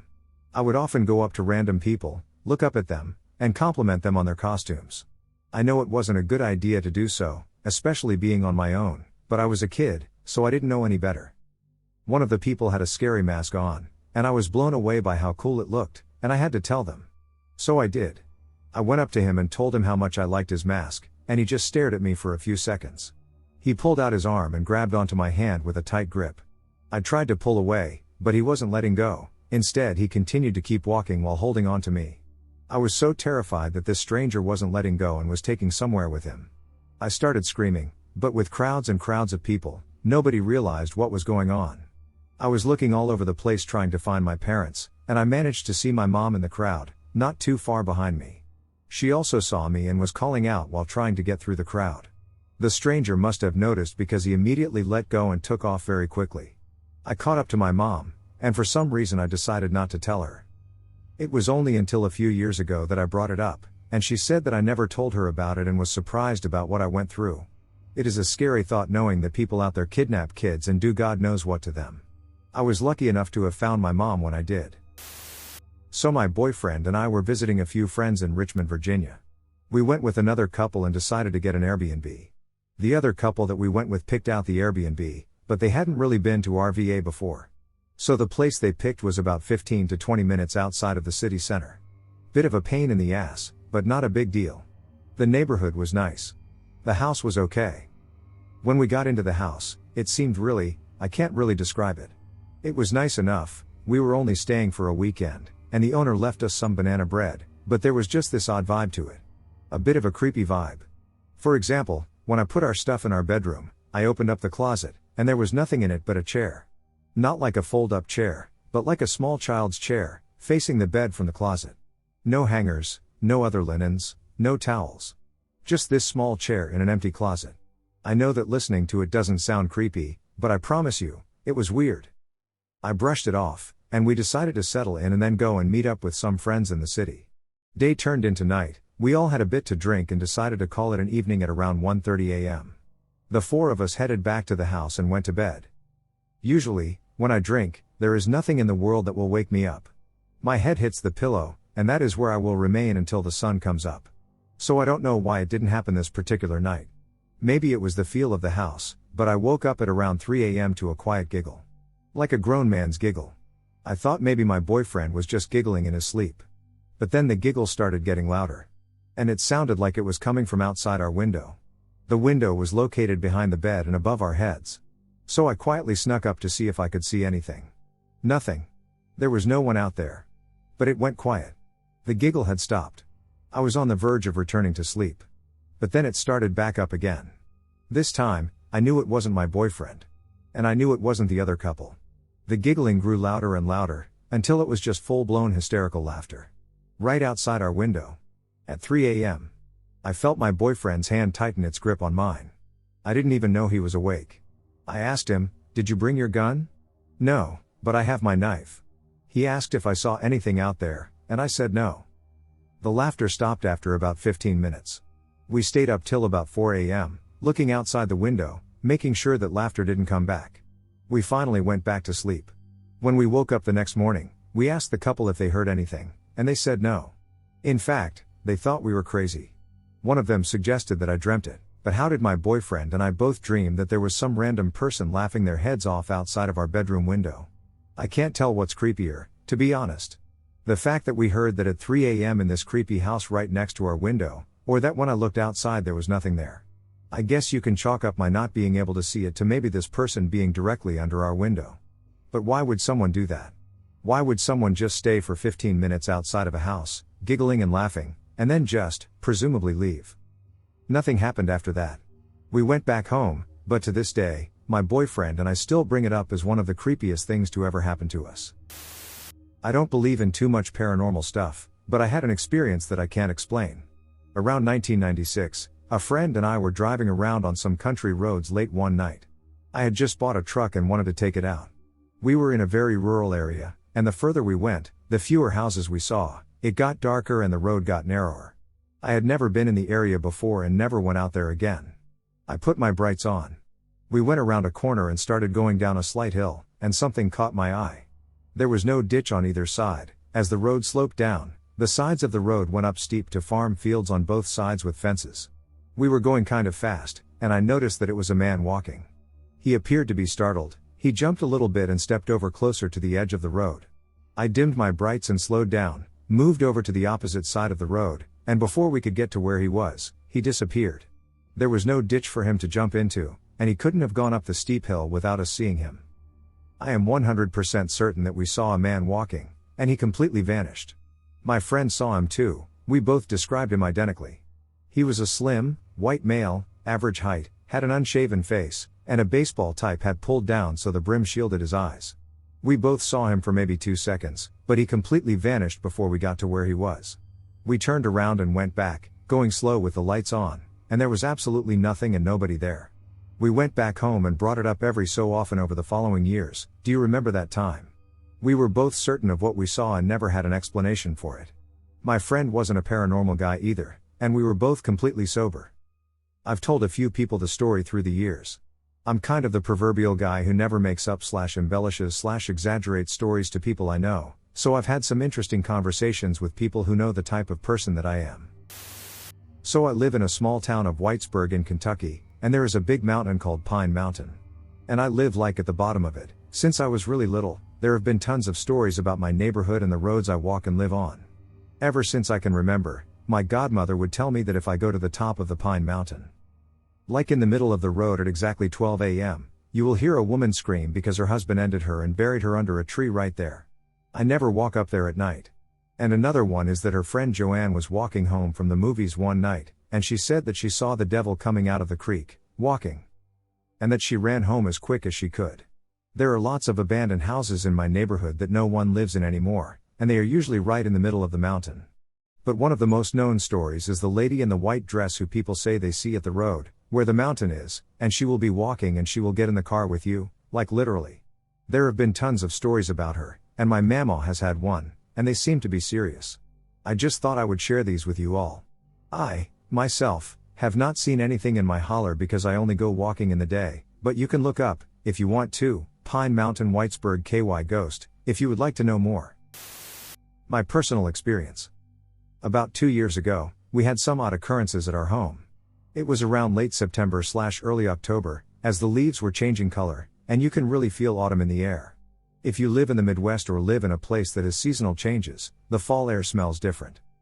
We were decorating for Halloween, so things got moved around a bit in the front lawn to make room for the decor. We didn't think much of anything, until things started to go missing at home. A few weeks prior to decorating, I purchased a set of Bluetooth earbuds that I use on a daily basis and carried in my pocket when I went out. After decorating, I went out to the local Target to pick up some groceries and some additional string lights. Later that evening, when I got a call, I looked for my earbuds and couldn't find them anywhere. I was a bit upset and chalked it up to maybe it fell out of my pocket at Target. The next day, I went back up to Target just to make sure. Retraced my steps and checked lost and found. Nothing. Grieving for my loss, I bought another exact pair at Bezos, and 2 days later, the new package arrived at my doorstep, smiley tape and all. All is well again in our little world until a few days later, when I was preparing our dinner. We wanted to do Korean barbecue at home, and we have a tabletop Korean barbecue grill pan, one that you set on top of a butane stove. I looked in its usual spot, the corner kitchen cabinet. For the love of all things tasty, I hated the corner cabinet. It is where appliances and old pans are sent to live out their days in the dark, web-filled corners. Rarely thought of and visited until we just so happened to be in the neighborhood. The grill pan was not there. We took everything out of the corner cabinet, and it was not there. I even had my wife lend a pair of eyes. She went as far as crawling into the Dominion armed with her cell phone flashlight to see if we could rescue the grill pan from the depths. But no luck. It was lost. Forever in the darkness. As my wife resurfaced from the corner cabinet and as I wrapped up reminiscing about old times with my Tamago pan and the old fondue set. Dinner was a bust that night. 2 items are missing back to back. Could it be a coincidence? My wife and I spoke. She mentioned that recently, she saw a video about Fae and how they can be mischievous. Being spiritual, this wouldn't be our first encounter with Fae, as my wife had made offerings to them in the past for our garden, etc. But this made me think and turn to our all-knowing acquaintance, Google. Come to find out, moving things in the garden and in the yard can disturb their habitat and the places that they reside. This can result in angering them. Understandable. I'd be pretty pissed if I came home from work and my house was moved a few blocks over. So, new knowledge in hand, I went out into our front lawn and apologized out loud and explained that we didn't mean to disturb them and that we were only preparing for the holidays. I left out an offering of honey, bread, and milk. Now, I wait. The next night, I was upstairs wrapping up some work, and my kiddo ran upstairs with my set of Bluetooth earbuds and handed them over while saying, "Here, Daddy." I said my thank yous and didn't think anything of it. When I set them down on my desk, I realized that my new pair of Bluetooth earbuds were already there. I ran downstairs and asked my wife and kiddo where they found it. My kiddo responded, "Oh, they were just sitting right here on the coffee table." Eyes wide, I explained to my wife. Those were my missing pair of earbuds that I had lost a little over a week ago. We were both speechless as we cleared off the coffee table, looking for the earbuds the night they went missing. Later that night, while my wife took a bath and I was preparing dinner, I decided to visit my friend the Tamago pan. I contort my way into the corner cabinet, phone in hand, to pull out the pan and guess who was sitting there. The Korean grill pan that was missing only 24 hours earlier. We couldn't explain how both of the missing items showed back up. But I told my wife that I had apologized out loud the day before and took out an offering. Sometimes, just because we can't explain it doesn't mean they do not exist. So, this happened to me this year, a few months ago. Around June. I planned to drive from North Dakota to Deadwood, South Dakota. I was going to go with my grandma and grandpa on my dad's side and my cousins and aunts on my dad's side as well. My mom didn't come with. So, it was finally the day, and me and my mom drove to my grandma and grandpa's, and it was all normal. So later that day I was in the back of my GP's car, my GP was in the passenger seat, and I was in the back. Not really important right now, but my phone had been broken for a long time before this trip, lines on my screen, and colorful lines on my screen. Sometimes the screen would shut off and not turn on, and it would scare me a little, but it would only turn off like that later into the trip. Back to the story. So, I had a blanket in the back, a pillow, and another thing I can't remember. It was around an 8 to 10 hour drive, so I would sleep for at least 1/3 of the drive there, and I'll just skip to the part where we arrive. So we arrived, I slept around 5 hours on the drive, and I got out of the car, which was in the garage. Keep in mind this was a big, luxurious rental house you could stay in for maybe 1 to 2 weeks. I was only going to stay there for 1 week, though. Once I got out of the car, I was greeted with my older cousin, let's just call her G. So me and G were really excited to see each other. We had only seen each other once before when I was really little. Anyway, a little later, and she was staying in a room with 2 beds. She had the bed closest to the window. I took the bed closest to the TV.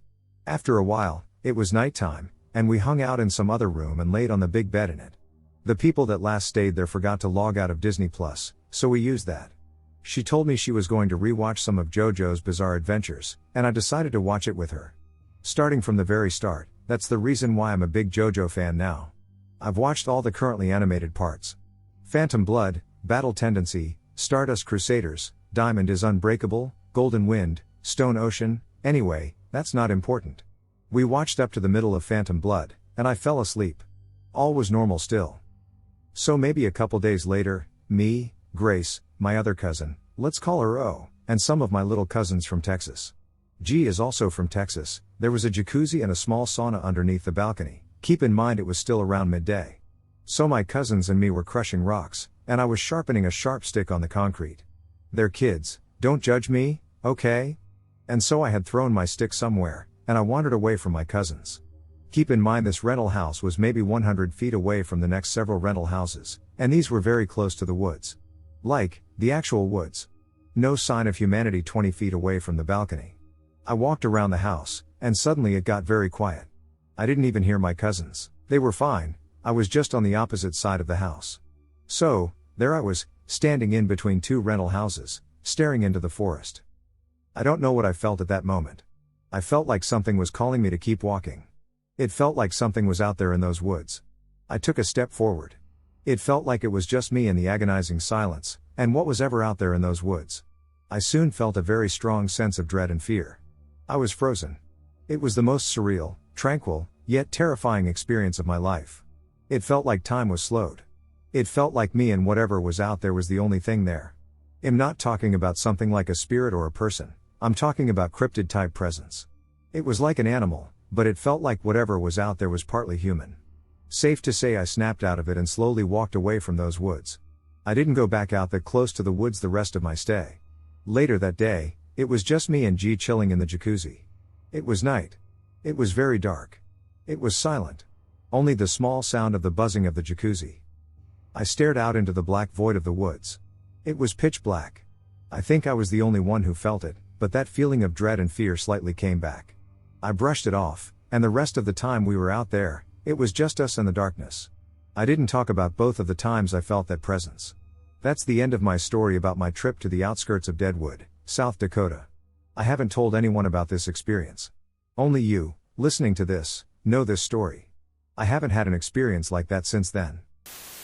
A good friend and I went to a spot way outside of town at a dead-end road where we used to hang out and skate.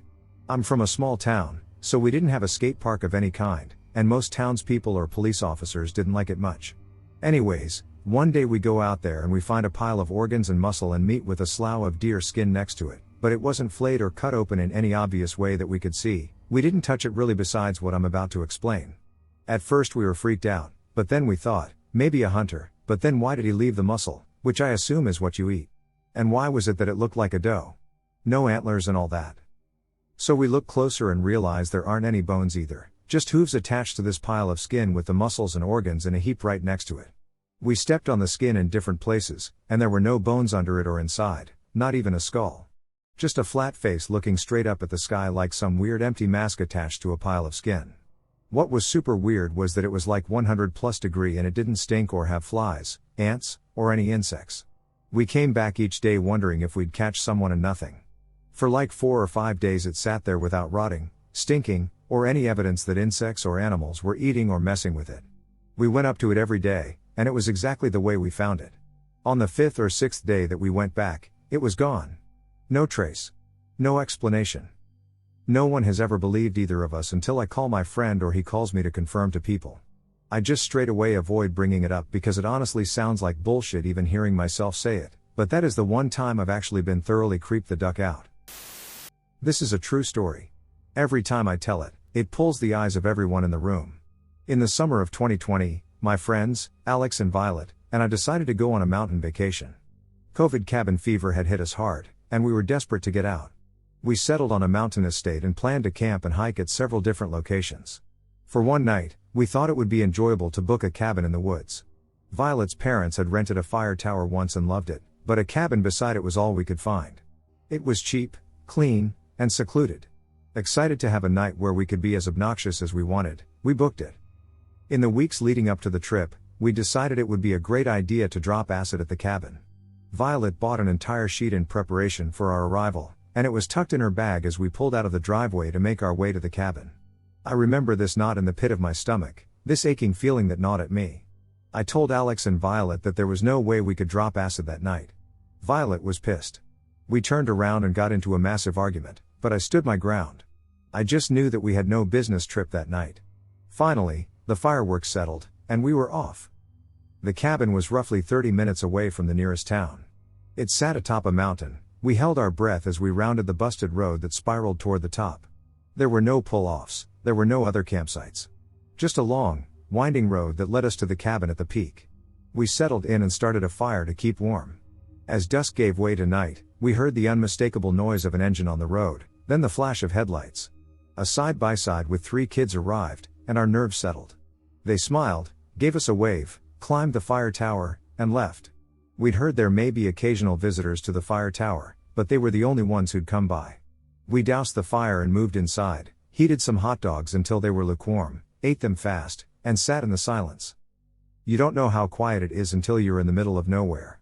You can hear every rustle of the leaves and the whisper of the wind through their branches. You get so used to white noise. Living in the city, there's always the hum of an air conditioner or the dim roar of traffic to focus on. Here, the closest thing to white noise was the sound of our own breathing. We jumped at every noise, too frightened to speak to one another, and finally, I'd had enough. I cracked a few wine coolers, passed them to Alex and Violet, and slapped a board game down on the table between our bunk beds. It didn't take long for us to loosen, and we were laughing, having the raucous good time we'd envisioned.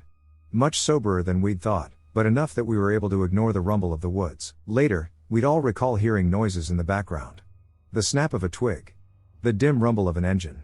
None of us wanted to rupture the air of nonchalance between us, so we ignored it. Until a human hand reached up to the window between us and slapped it 3 times. We were screaming in an instant. Alex called 911, put them on speakerphone, and handed his cell to me. He grabbed pokers from the fireplace and passed them out. Violet started calling family members and saying her last goodbyes. I held my breath and listened for any more noise. Whoever this was, whatever this was, would have heard us call 911, and now they were being careful to make a silent retreat. Dispatch arrived 20 minutes later, a lucky thing for a 1 a.m. emergency call, and had their dogs comb the mountain. Nothing. They suggested it may have been a bear, but I could tell from their faces that they didn't believe that for a second. We'd barely cooked those hot dogs, and why would a bear smack the window by a couple of screaming kids rather than the one closest to the pan we'd used to cook? Why would a bear knock on the window like a human? Why, when we screamed, did the bear make a stealthy retreat? They had no answers. But they had one anecdote. As they'd sped to us, They'd come across a car at the base of the mountain, but that was the only sign of life they'd seen. I remember my blood running cold, but Violet and Alex were too frazzled to absorb the weight of what they'd said, and I was dizzy by a new horror. Violet's car, thoroughly dusted by our drive up the mountain, was covered in handprints. Handprints that didn't match ours, that touched places we hadn't. We grabbed our shit by the armful and threw it inside, eager to remove every part of ourselves from this mountain. We followed the police, grateful every pothole found us further and further from that wretched cabin. We made it down in record time and found lodging at a seedy hotel that reeked of cat piss. I couldn't sleep. The thought of that car on the road rang in my head. Remember, there was nothing else on that mountain. It was a narrow road to the top, no pull-offs, no other campsites. There was the fire tower. Maybe a visitor decided to spook us during their late-night excursion? But the kids are from earlier. We'd seen their headlights. Whoever did this had stopped their vehicle further down the road and hiked the rest of the way. They didn't want to be spotted. They wanted silence and secrecy. Whoever this was hadn't been looking for a cheap scare, they'd planned this. I don't think I'll ever know what the person on the mountain wanted from me. I don't know if it was a practical joke or the beginning of a night of terror. I'm grateful for Alex's quick wit in calling 911. I wonder if our visitor knew we had service. It had certainly been a welcome surprise to us. Perhaps that was a wrench in his plan, enough to spook him before he could make things ugly. In truth, I don't know if I want to know. This happened just this weekend, and I realized it was the first time I've really felt creeped out by a situation or a person. With that being said, some friends and I were sitting around at a cafe drinking coffee. Around 9 p.m., we decided we were bored and to do something different besides loiter behind the cafe smoking an unhealthy amount of cigarettes. We thought it would be a great idea to walk around a cemetery. So we did just that, but found it just as boring as sitting behind the cafe. It wasn't as spooky as we hoped. One of my friends mentions a forest near where we live that is known to be haunted. So we decide to go. Ironically, of course, we really weren't in the mindset to deal with what we experienced. So we head out to the area in separate cars and regroup in a parking lot in the small town that the forest is located in and proceed in a single car. We drive down this dark, winding road, guided only by my friend's memory, and we never really find the place we are looking for. We feel disappointed for driving a good half hour to get there and not really getting to experience a haunted forest. We decide to stop at a nature reserve or trailhead that was listed online, so we at least got something out of the trip. As it is about 10:30 p.m. at this point, the ramp down to the parking lot is closed. So we park in front of the gate and just walk around it. We head down the ramp and comment on how many stars we can see. Once we get to the bottom, there is a dirt parking lot and an information building that is closed. The only light coming from the building is a deep red light. Why they would use red light bulbs is beyond me, but it kind of put us in a weird state of mind. We could hear running water, but we didn't dare venture down the trail to check it out. We walked up to the building and checked it out, nothing too interesting. We walked around it, and nothing interesting again. At that point, we decide to leave. As we are walking away, we hear rustling coming from the bushes, so we turn around, and it stops. This really reaffirms our decision to leave, and we start walking again. Then the rustling starts again, and we turn around. That's when we notice a beam of light shining on the ground from the bushes. It's a flashlight. That's when a man steps out of the bushes and directs the flashlight at us. He appears to be moving it back and forth, looking us over. The interaction goes as follows. Me, holy SHT, man, you really scared us. The man doesn't say anything for what seemed to be an unusual amount of time. Stranger, what are you kids doing down here? Friend, we were just looking around. The man doesn't speak for what seemed to be an unusual amount of time. Constantly keeping the light in our eyes. Friend, well, we were just. Stranger, this area is closed. That's when the man starts slowly approaching us. I'm too scared to speak at this point. Friend, hey, man, don't come any closer. The stranger stops. Stranger, I'm a police officer. From what I could see myself, the man didn't seem to be wearing a uniform of any kind. Not even a ranger uniform. He seemed to be wearing jeans and a long-sleeve shirt. Me, where's your car? Stranger, it's by the gate. That's when I knew something was wrong. There was no car by the gate, let alone a police cruiser. The man also came from the bushes on the opposite side of where the gate was. I mouthed at my friends the word run, and we did just that. We booked it up the ramp and jumped in the car and locked it. We immediately started the car and reversed and peeled out onto the road. Just after getting back onto the road, we passed an old, beat-up car sitting perpendicular to the road. Immediately the car's lights turned on, and it pulled out onto the road behind us. It would get really close and then pull away and flash its lights, and it was honking like crazy. We went faster and faster, but it kept up the whole time. Once the small town came into sight, the car just stopped completely right in the middle of the road, and we watched as it got smaller and smaller in the rearview mirror. I'm still really unsure what happened. Maybe it was a person trying to scare us, but I'm not sure if I really want to know what he was up to if that wasn't his intention. When I was 5, I was playing alone in my bedroom, and my mom was visiting with a friend in our den on the other side of the house. I must have felt something watching me because I have that sense when I recall this event. I think that was the first time I had that feeling. We lived on a ranch surrounded by acres of orchards, and our nearest neighbors were my grandparents, about 2 miles away. The town had only a general store and a saloon. I'm stressing the secluded, no traffic setting. My room had large windows on 2 walls, but for a kid, they were high. So I looked up toward the window I felt was watching me, and all I saw was a man's hand, palm facing away from me, doing the finger motion of coming here. It just kept going steadily. I got up and slowly started walking toward it. I just remember being completely entranced by it. I got just below the window, which was open, and I saw the screen slowly slide off and fall. I took one more look at the hand that was now in my room, some 6 inches or so, and I screamed at the top of my lungs. My entire body shook in a terrible fear, and I turned around and ran as fast as I could to where my mom was. We never found anybody on our property, but it scared me for years. I really didn't even know why, but instinct just told me to be afraid. This happened in Sweden 3 years ago. I was working there as a live-in babysitter. Only 6 weeks, summer job. It was an old, beautiful house. The family was husband, wife, and 2 daughters. Nice, friendly, happy family. One evening the family left to visit friends, and I was at home alone. My room was on the 2nd floor next to the girls' room. We shared the bathroom. Girls' room doors were always open. In that evening I was bored and went to the girls' room to a little bit tidy up the toys. I picked up all toys and books, sorted them out, and put them on a shelf, windowsill, or sofa to make the room nice and tidy. I prepared their beds and left the bedsides light on. It was my free time, so in my room I made G&T to relax, and wanted to go to the toilet before I went to sleep. I opened doors, the toilet was outside my room, my eyes caught the girls' room, and I stiffened with fear.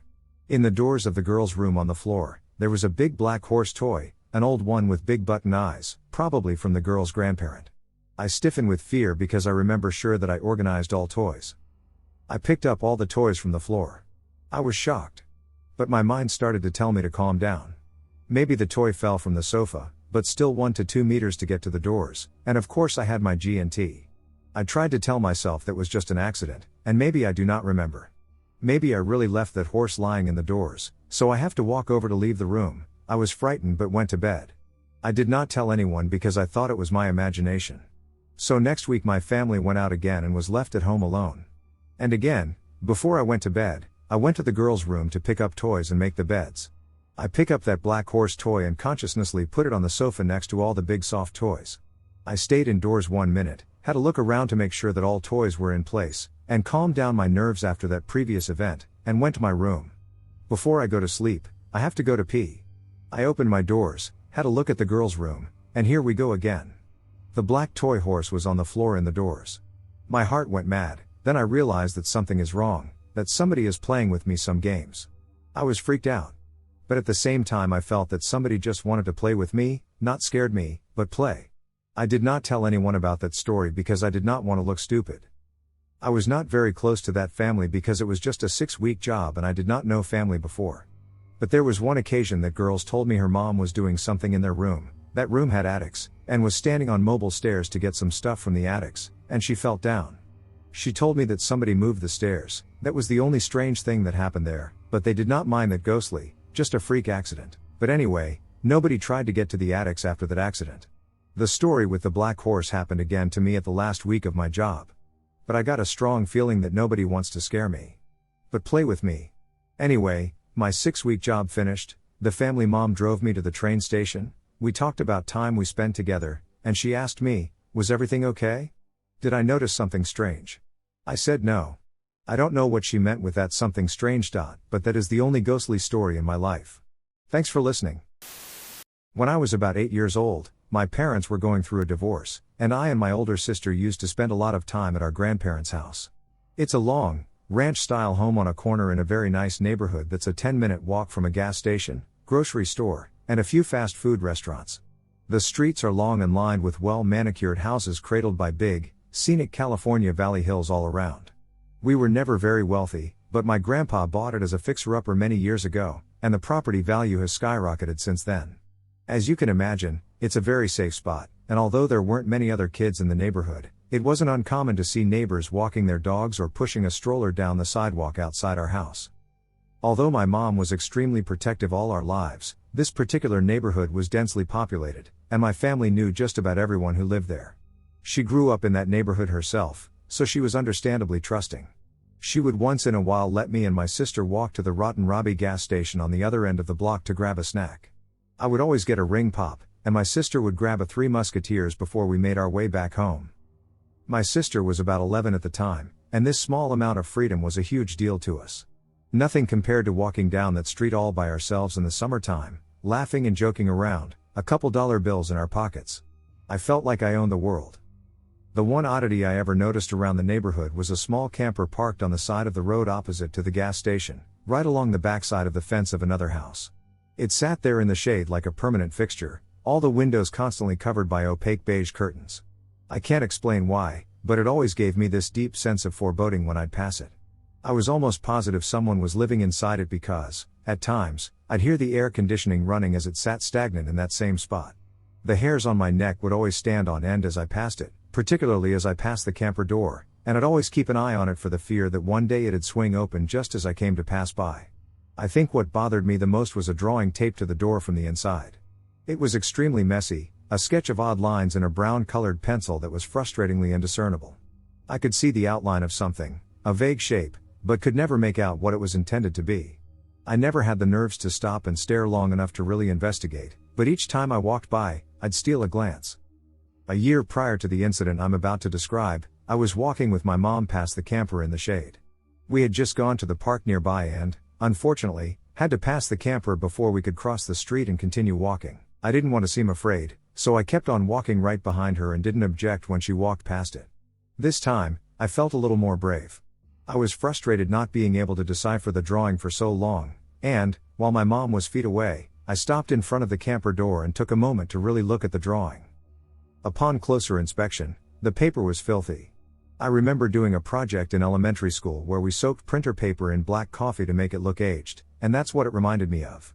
My mom walked on without noticing I'd stopped following her, but my eyes stayed fixed on the indistinct mass of dirt-caked scribbles until I could make out what looked to be a tiny, malformed face. My stomach turned. I immediately felt cold and disgusted as my eyes trailed over the rest of the image. I didn't know what kind of creature it was at the time, but now I can look back and say the drawing was a badly deformed fetus inside a mass of large, perfect circles like those made by a circular ring ruler. Its face was contorted as if in pain. It was so graphically disturbing and seemed to portray this odd sense of suffering that stuck with me for days. As a child, I didn't know how to process it, and the mental image still makes me sick to think about. I'd never seen anything like it before. Adrenaline flooded my body, and my chest hurt with fear, but I selfishly thought of my glorious little trips for ring pops and said absolutely nothing as I followed behind my mom. This was, in retrospect, a classically terrible idea. It's one of those things you scream at main characters in movies for. Ever since my ill feelings toward the camper had been elevated by the drawing on the door, I thought about it every time we drove by, and about a month later my mom once again graced us with several bucks and permission to walk down to Rotten Robbie and grab our respective snacks. I thought about telling my sister about what I'd seen on the way there, but she was older and braver, and I was terrified she'd make me cross the street with her to check it out. It was a bright, sunny day, and I told myself with false certainty that nothing was going to happen. If I didn't acknowledge it, maybe it'd go away. We walked past the camper, and it was thankfully uneventful. On the walk back, I was feeling more comfortable and was focused on fighting open my candy wrapper while my sister walked alongside me. We passed the camper a second time, but I didn't give it half as much thought as the first time. I don't remember what we were talking about, but I recall being interrupted mid-sentence as my sister softly yet firmly said my name. There was a distinct fear in her voice that immediately set me on edge, like a bucket of ice water. All my senses heightened, and I became aware of everything, including the sound of haphazard footsteps about 10 feet behind us. It was accompanied by a heavy rustling sound like a heavy backpack, and nervously I half turned my head to look. A man with a long, unkempt beard and wearing many layers of ragged clothing stood behind us, eyes unmistakably burning into our backs as he walked. His movements weren't normal. It was a drunken shuffle, like each of his feet were unimaginably heavy and needed to be moved one grand effort at a time. His shoulders were skewed, and his head tilted downward with a strange arch of his neck. I could hear his shoes scraping the gravel with every step, but rather than seeming genuinely intoxicated, it was as if he was intentionally meandering our direction like a zombie with the direct effort to frighten us. Behind him, I saw the camper door was wide open for the first time in all the years we'd spent living there and realized this was the man who had been living inside. "He's following us," I choked out as tears filled my eyes. My mind was spinning as I stared straight ahead again, the wide street and sidewalks abnormally empty all around. My sister grabbed my hand. She squeezed it hard enough to hurt without looking my way, speaking carefully under her breath. "On the count of 3, we race home," she told me in a very serious tone of voice. I couldn't reply through the growing lump in my throat, but every single cell in my body understood we had to put some distance between us and this man as quickly as possible.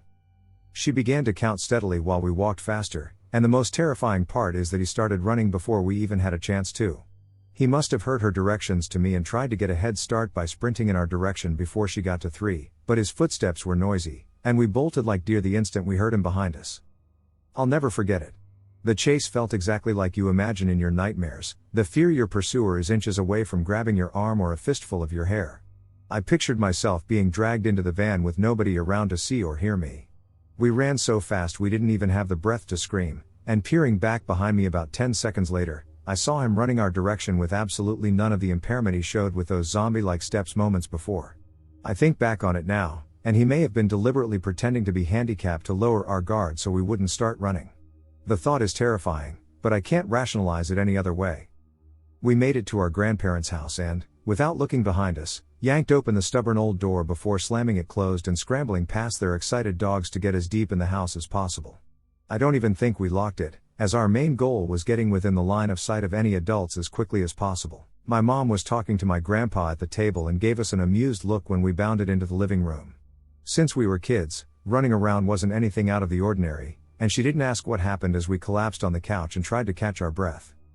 The inside of the house felt so safe and felt in such good spirits that I didn't even want to bring up what had just happened. Like waking up from a nightmare you didn't want to talk about, I was desperate to go back to normalcy. I wanted to forget it entirely, to unwrap my candy and act like everything was completely normal for the sake of my own sanity, and that's exactly what I did. I asked my sister a few years back if she remembered this incident. I'm 25 and she's 28 now, and her response was strange. She remembered immediately without the need for me to provide details, but she quickly waved it off and insisted he had to have been a bored homeless man looking to spook some kids walking home with no real intent to harm anyone. I don't know. I'd like to believe it's some innocent misunderstanding, but like they always say about gut feelings, they're rarely wrong. I feel in my soul that he wanted to hurt me and my sister that day. I never told her or anyone else about the strange drawing on the door, and I'm not sure if my sister saw the open door and connected him to the camper or not. It's one of my biggest regrets, as I would hate for any other children to have been less fortunate after innocently walking past the camper in the shade. I believe he may have chosen the spot between the park and gas station deliberately due to the number of children walking around the area. I never saw the camper again a day or so after this. I'm not proud of how I handled this and would encourage anyone who finds themselves in a similar situation to contact authorities immediately for the safety of others around. I don't know if maybe this whole story comes off as melodramatic, but it was very real and very frightening in a way I can't forget. Pauline Picard was 2 years old when she went missing from her property in France in the 1920s. A huge search ensued with police and neighbors combing the surrounding area, but no trace of her was found.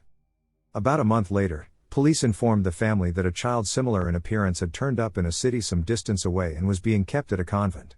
The parents traveled there to see her, and the dad immediately recognized her as Pauline, but the mother needed more convincing. This child appeared smaller than Pauline and was wearing nicer clothing than Pauline had owned. She also didn't seem to recognize them, nor could she speak their language. But this was written off as trauma, and they did take the girl home. All the neighbors began stopping by to see for themselves that Pauline had come home, and everyone immediately recognized her. She soon picked up the language and began acting like her old self. Then a neighbor known to be sort of kooky after a head injury some years before stopped in to see for himself. When he saw her, he jumped up and started yelling that God was just, he was the culprit, and ran out of the house. They wrote this off as just part of his kookiness from his head injury and carried on with their lives. A short time later, a man was riding his bike up the road near the family's home and spotted what looked like clothes strewn about in the field just off the road. He got closer to investigate and found the body of a small child with bloody clothes neatly folded nearby. Police were called, and an investigation was launched. A skull was also found nearby. Upon examination, they determined it was the skull of a grown man. But as there were no other missing children reported in the area, it was determined that the little girl was the real Pauline, and the PCAR were notified. They verified that the bloody clothes had indeed been Pauline's. They buried their little girl and had to give up the other little girl back to the orphanage in case her real family came looking for her. They told police about the strange rantings of that one neighbor, and the authorities eventually tracked him down. He had been admitted into an insane asylum, and the asylum would not give them access to him to question him. He died there, taking whatever he might have known about Pauline's disappearance and death to the grave. Sadly, the other mystery child would never find her own family or identity, having died of measles about a year after returning to the orphanage. The case was closed, and the official explanation was that Pauline had wandered off and died of exposure or starvation, and her body had been scavenged by wildlife. But what's never explained is how her body was supposedly out in the open so close to the road and had somehow been missed during search efforts. Why would wildlife make off with her head and leave the rest of her? And whose skull was that? Who was the other little girl? And if Pauline supposedly died accidentally, why would she remove her clothes and fold them before lying down and dying? When I was between 10 and 12 years old, my father, who had been divorced from my mom since I was 5 and was an alcoholic and womanizer, was sitting at me at our kitchen table. I was living with him at the time. He was very drunk, and I don't remember what we were talking about, but I remember this very vividly. He said, "I am going to tell you something I have never told anyone, a secret." And I said okay, and he said, "Remember Jill?" Of course I remembered Jill. My dad had a revolving door of girlfriends for as long as I could remember. They dropped in and out, many overlapping, but Jill was one of the ones who stuck around longer. The only thing I remember about her is that she was younger than he, and I remember her one time putting me to bed, in the house we were living in at the time my dad and I had this conversation, so within 4 years or so, and telling me that when I was 16, she was going to buy me my first pair of high heels and take me to Vegas. I told my dad, "Yeah, I remember her." And he said, "Well." And there was a long pause. Then he said, "Maybe you don't really want to know." "Do you really want to know?" I remember feeling a fear like I had never felt before. I was not a fearful kid. I thought of myself as a badass, but in that moment, I noped hard, before it was a thing. I said no, I don't. And I got up and walked away. I forgot about this for a long, long time. I grew up, got married, moved away, and lost contact with my dad. After nearly 10 years of moving around the globe, I returned to my homeland to put down roots. While walking through the downtown of my hometown, I walked into an antique shop to find that the owner was my neighbor, back when I was 10 years old. I had played with her kids for years. We caught up, hugged, chit-chatted, and when I said goodbye, right before I walked out of her shop, she said, "Hey, did they ever find out what happened to Jill?" I was absolutely stunned. It all came back. "Did she go missing or something?" I said. She told me she had. I told her I didn't know anything about it and went on my way. I told my mom she didn't ever know Jill's last name, but she told me my dad often told her he could make people disappear. I told my aunt, who was a cop in the city I lived in then, but obviously without a last name, no dice. I poured through Charlie Project and missing persons pages for hours and hours, trying to find something, but nothing. The only thing I can think to do is hit up my dad's best friend at the time. They have been estranged longer than my father and I have, though. He is a good man, with a major business and a family of his own. Asking him and dragging him into this seems wrong. But maybe I could get her last name at least. Writing it out makes me think I want to have the guts to talk to him and try and solve this. But maybe it's nothing? My dad was always such a big talker, but a loser. Butthurt thinks outfit all the time now. The Cloaked Man in the Cemetery. The cemetery is visually stunning. It has a completely open area where you can see all the graves around and into the distance, a spooky maze-like section with nature overwhelming the gravestones with the overgrown plants everywhere, and a large church located at the far end. It's eerie, but also very beautiful at the same time. But before this incident, I never really cared about this graveyard all that much. I walked past it when having to go meet my friends or when I just took a shortcut to get home and recently, to get to college. The cemetery was next to some very spooky alleyways and a council estate, so you had to watch your back when you walked through this place due to the constant rumors of drug dealers, muggers, and all sorts roaming the area at night. Nevertheless, the cemetery didn't seem too interesting to me until my friend told me a bizarre story involving his brothers and their friends. At night, the brothers and their friends used to play a game inside the cemetery. I don't recall my friend telling me exactly what kind of game it was, but that's not important. They were just being typical teenagers, causing mischief to make the day worth it since the district had the excitement of watching grass grow. After about 20 minutes of doing their little game, they began to notice something off. The guys felt like they were being watched. The atmosphere turned dark and bleak. Tension was among themselves because they knew they weren't alone. Soon enough, one of the guys saw it, a person. This person was wearing a cloak. And he was holding something. This person was crouching under gravestones and was silently trying to move from one to the other, getting closer. Well, one of them noticed it and informed the others of the situation. They turned. All of them. Before the others could spit out a word, the cloaked man began chasing them, holding a hammer-like weapon. This guy was insanely fast, but due to the adrenaline rush and sport background of his opposing forces, the teens were faster. I don't want to make their story any longer, so I'll finish by saying that the friends jumped over a large fence and escaped the cloaked man. The second they jumped over, a large thud was heard, and the fence was pushed forward. The cloaked man had hit the fence with his large hammer and was close to cracking open a skull. Afterwards, they got home, and two of them told their brother, my friend. At first, I didn't believe the story, and neither did my other friends. The friend, named Sam, who told me and the others of this story doesn't exactly lie a lot, and he seemed serious. I was thinking that his brothers were lying to him, but I thought, hey, duck it, I'll go see if this cloaked man is there. And you guys are coming with me. A day after presenting my friends with a little adventure idea, I begin planning where we should meet and how we are going to do this quest. Suddenly, my friend David texts me. He already went looking for the cloaked man the night before with his friends. His encounter with this cloaked man was a little less frantic than the other confrontation. But this time, a lot more outlandish. David went with two other people. When they went deep into the cemetery's open, one of the guys immediately shouted, "Hey, no face." Dave tried to tell him to shut up, but he wouldn't stop. The group carried on through the pathway, surrounded by dead people, until they reached a large shed. David and the others hid behind a bush and saw him. The cloaked man was inside. He was examining his weapons. Apparently, a large hammer, a rusty-looking wrench, and a decaying machete. Eventually, he stopped and went out of his shed and into the church. Unexpectedly, the church bell is heard. Loudly. The guys watching don't know what the hell is going on. But the bell is ringing for a good minute. The bell is, strangely enough, ringing in a weird pattern. Dave tells the others to get up and go back to another spot. They hide behind a bench this time, being further away from this strange church. Then the cloaked man comes out, looking concerned and ready to attack. He has an axe out. Panic rushes through everyone behind the bench, making everyone involved quickly agree to get the hell out. They try to sneak out, but David keeps his eyes on the cloaked man. What the cloaked man does will give my friend various amounts of what the duck thoughts forever.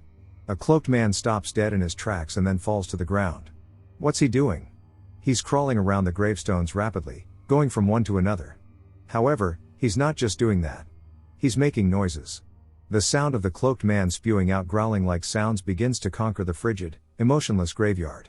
Then abruptly, he gets up and smashes one of the gravestones with his axe without any reason and lets out a haunting scream up to the skies, again without any reason. David says, "Duck hiding," and they all run out. Cloaked man doesn't chase them but looks into the distance. When he finished his story of discovering more about the cloaked man, I thought there would be no point in going there now. We all know that this cloaked man is a ducking weirdo that preys on teens and poor, short-lived gravestones. What else can you find out? Well, I'm big on adventure. So I thought that me, David, Sam, and many others should go and explore a little more. Just to see what else this guy does. So a few days later, we have our team, me, Sam, David, Charlie, and Mike. Charlie is a fat slob, and Mike is the witty man of the group. So we all met up at the local tube station, at daytime. Yeah, we were going to go at night at first, but everyone wussed out, so we went during the middle of the day. We slowly walked through the empty alleyways and the council houses until we got to the gates, which were locked. We jumped over and began our adventure. Sadly, Charlie and Mike just weren't having it and climbed back out. They weren't going anywhere, though. They were going to be waiting for us. We wanted them to come with us, but after a minute, we left them and walked through the large pathway with the gravestones around us. About 20 minutes went by. Nothing was happening. Instead of going straight to the shed, we decided to take another route. All of us went through the claustrophobic, maze-like section where the gravestones were just covered with plant vines. We began walking around, and we began arguing amongst each other. Sam was bored and wanted out. Dave didn't care that much, and I wanted to go back out into the open and find the shed and church. 5 minutes of pointless arguing later, and suddenly we hear footsteps. We looked around. Nothing. "Get out your phone," Sam says to me. "All right, wait a second," I reply. So my phone is out, I unlock it, and I go to the camera. I'm pointing at the remoteness with my iPhone, but nothing is lurking in the distance. At least, not in our vision. We knew someone was near us, so we began frantically walking through this maze. Sam wants me to begin recording, so I do just that. Since nothing was happening again, the recording just becomes a dragged out video of us just walking around like idiots and looking in every direction. I switch the damn phone off, and we go deeper into the cemetery. It gets darker and darker, and it gets tighter and tighter. Then I see it. The cloaked man is following us. I finally saw the ducker. It was when I looked behind, and he was hiding behind a huge angel statue. He's stupidly close to us. "Guys, I see him behind us. Let's get the duck out of here," I'm shouting. "You sure?" says David. David, being the confident and curious guy of the group, walks back and tries to catch the guy. I didn't want to see this crazy guy pop out, but I wasn't leaving my friend, so we all went behind the statue. He was gone. Sam got overly paranoid and wanted us to get out. He had a crawly feeling that the cloaked man was staring at us. But we continued on, being idiots, and that's when I spot him again on the other side. He was a little bit further away from us this time, so I wasn't as scared, but I could see him trying to get closer, blending in horribly with the trees. I started freaking out. David and Sam noticed something moving, so we ran about 30 feet away and tried to hide. The cloaked man was now going in the other direction and entered the church, which was noticeable where we hid. Then we heard those bells. David confirmed that those bells were the same ones he heard that other night. Then the cloaked man came out with his huge axe. Without any hesitation, he charged in our direction. Let me just clarify the locations by saying that we were still in the maze-like area of the cemetery, but we could still see the open area in the distance, where the gravestones and church were located.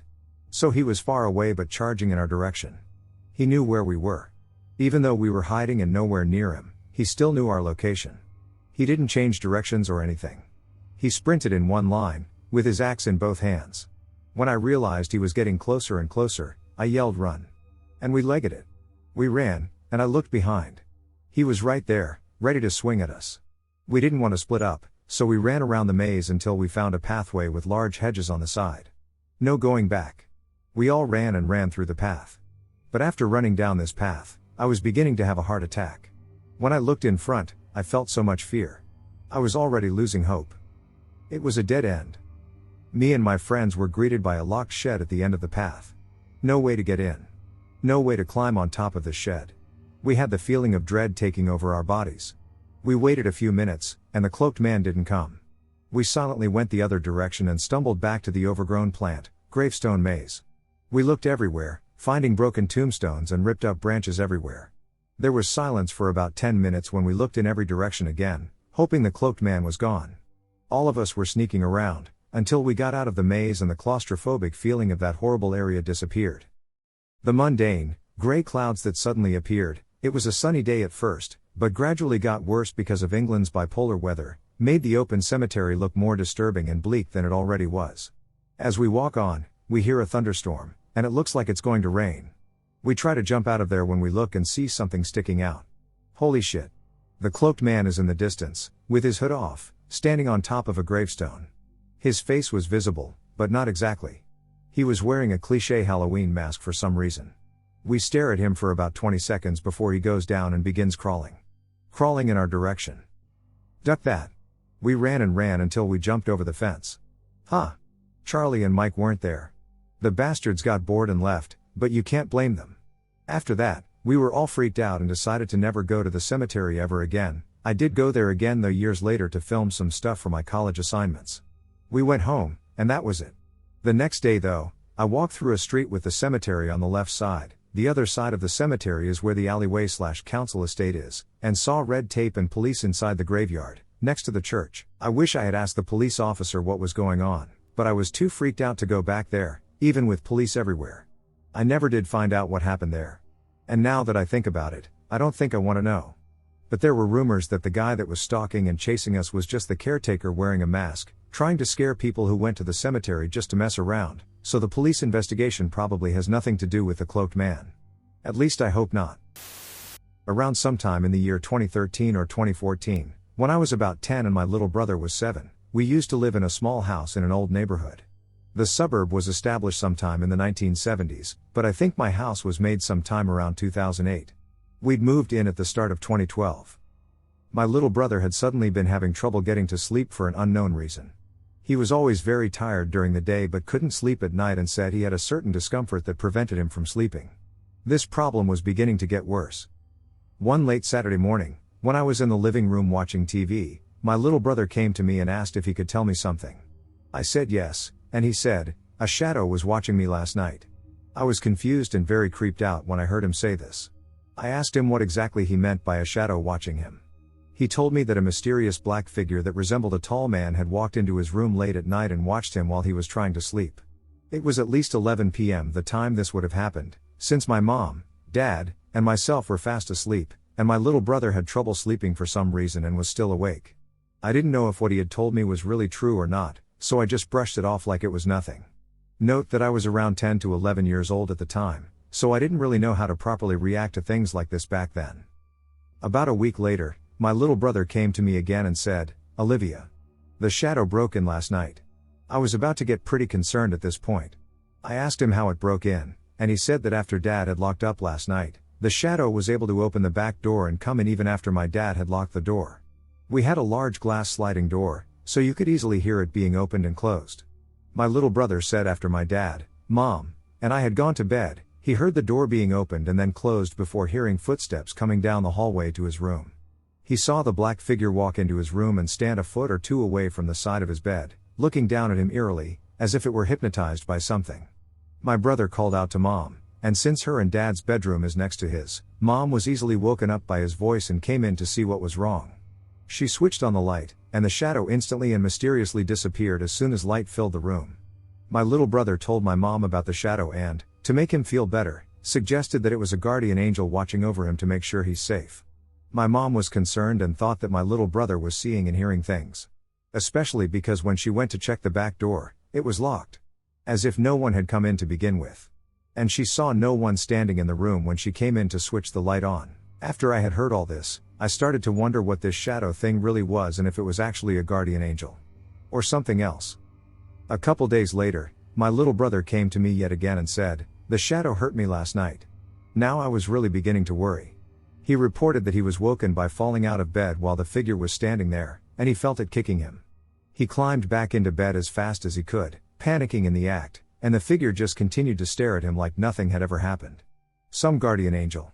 I wasn't extremely worried about it watching my little brother while he slept, but now that it had hurt him, I had to do something. So when night fell, I planned to try and see this shadow thing for myself. That night I decided to sleep at the other end of my little brother's bed. I said goodnight to him, and he said goodnight to me. He fell asleep quite easily now that he was calmed I was there, but I took a little longer to fall unconscious. I was thinking of what that mysterious person, or thing, could be. My mom came up with a possible explanation that it was my nanny who had passed away in 2011 and was looking over my little brother. But why would she watch him sleep so creepily? Why would she kick him over and over when he fell out of bed? How would a ghost have enough strength to open a heavy sliding door made of glass? How could it have even opened the door while it was locked in the first place? It just didn't make any sense to me. My mind eventually got bored of thinking, and I soon fell asleep. My memory is a little rusty on what happened after that, but I specifically remember waking up in the middle of the night and I was laying on my side, facing the wall. I was in a state where I was half asleep and half awake, or maybe I was dreaming. I couldn't really tell. I slowly started to roll over to face the other way to get comfortable and fall asleep again, and then I saw it. A black figure of a slim, unnatural-looking man just standing there, looking at me. It was the shadow that my brother had been talking about. It was real. It had to be. I could see it standing right in front of me. It looked so human, yet somehow so strange and disgustingly abnormal. But I couldn't really tell why. It looked like a man, but it looked so non-human, and its limbs bent almost inwards. The figure was freakishly tall, 6 feet, 1 in height at the least. I couldn't make out its face because the room was too dark. But when I saw it, I panicked and immediately rolled back to face the wall, instantly falling asleep again. In the morning, my brother said he hadn't seen the shadow that night. But I did. At least I'm almost completely sure I did. The whole situation felt too faint to be real, yet too real to be a dream. The shadow didn't come back after that.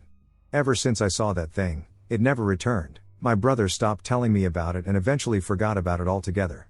I don't even know if it was a person or a creature or whatever else it could have been. If it wasn't a creature or ghost, then an actual person must have come into the house somehow and was watching my little brother for some reason. But what did it want? The figure looked human. But it looked so abnormal as well. It really bothers me that I couldn't tell what it was. I still to this day have no idea what that person or thing even was. We were more than grateful to leave at the end of 2014 and move far away from that spooky house.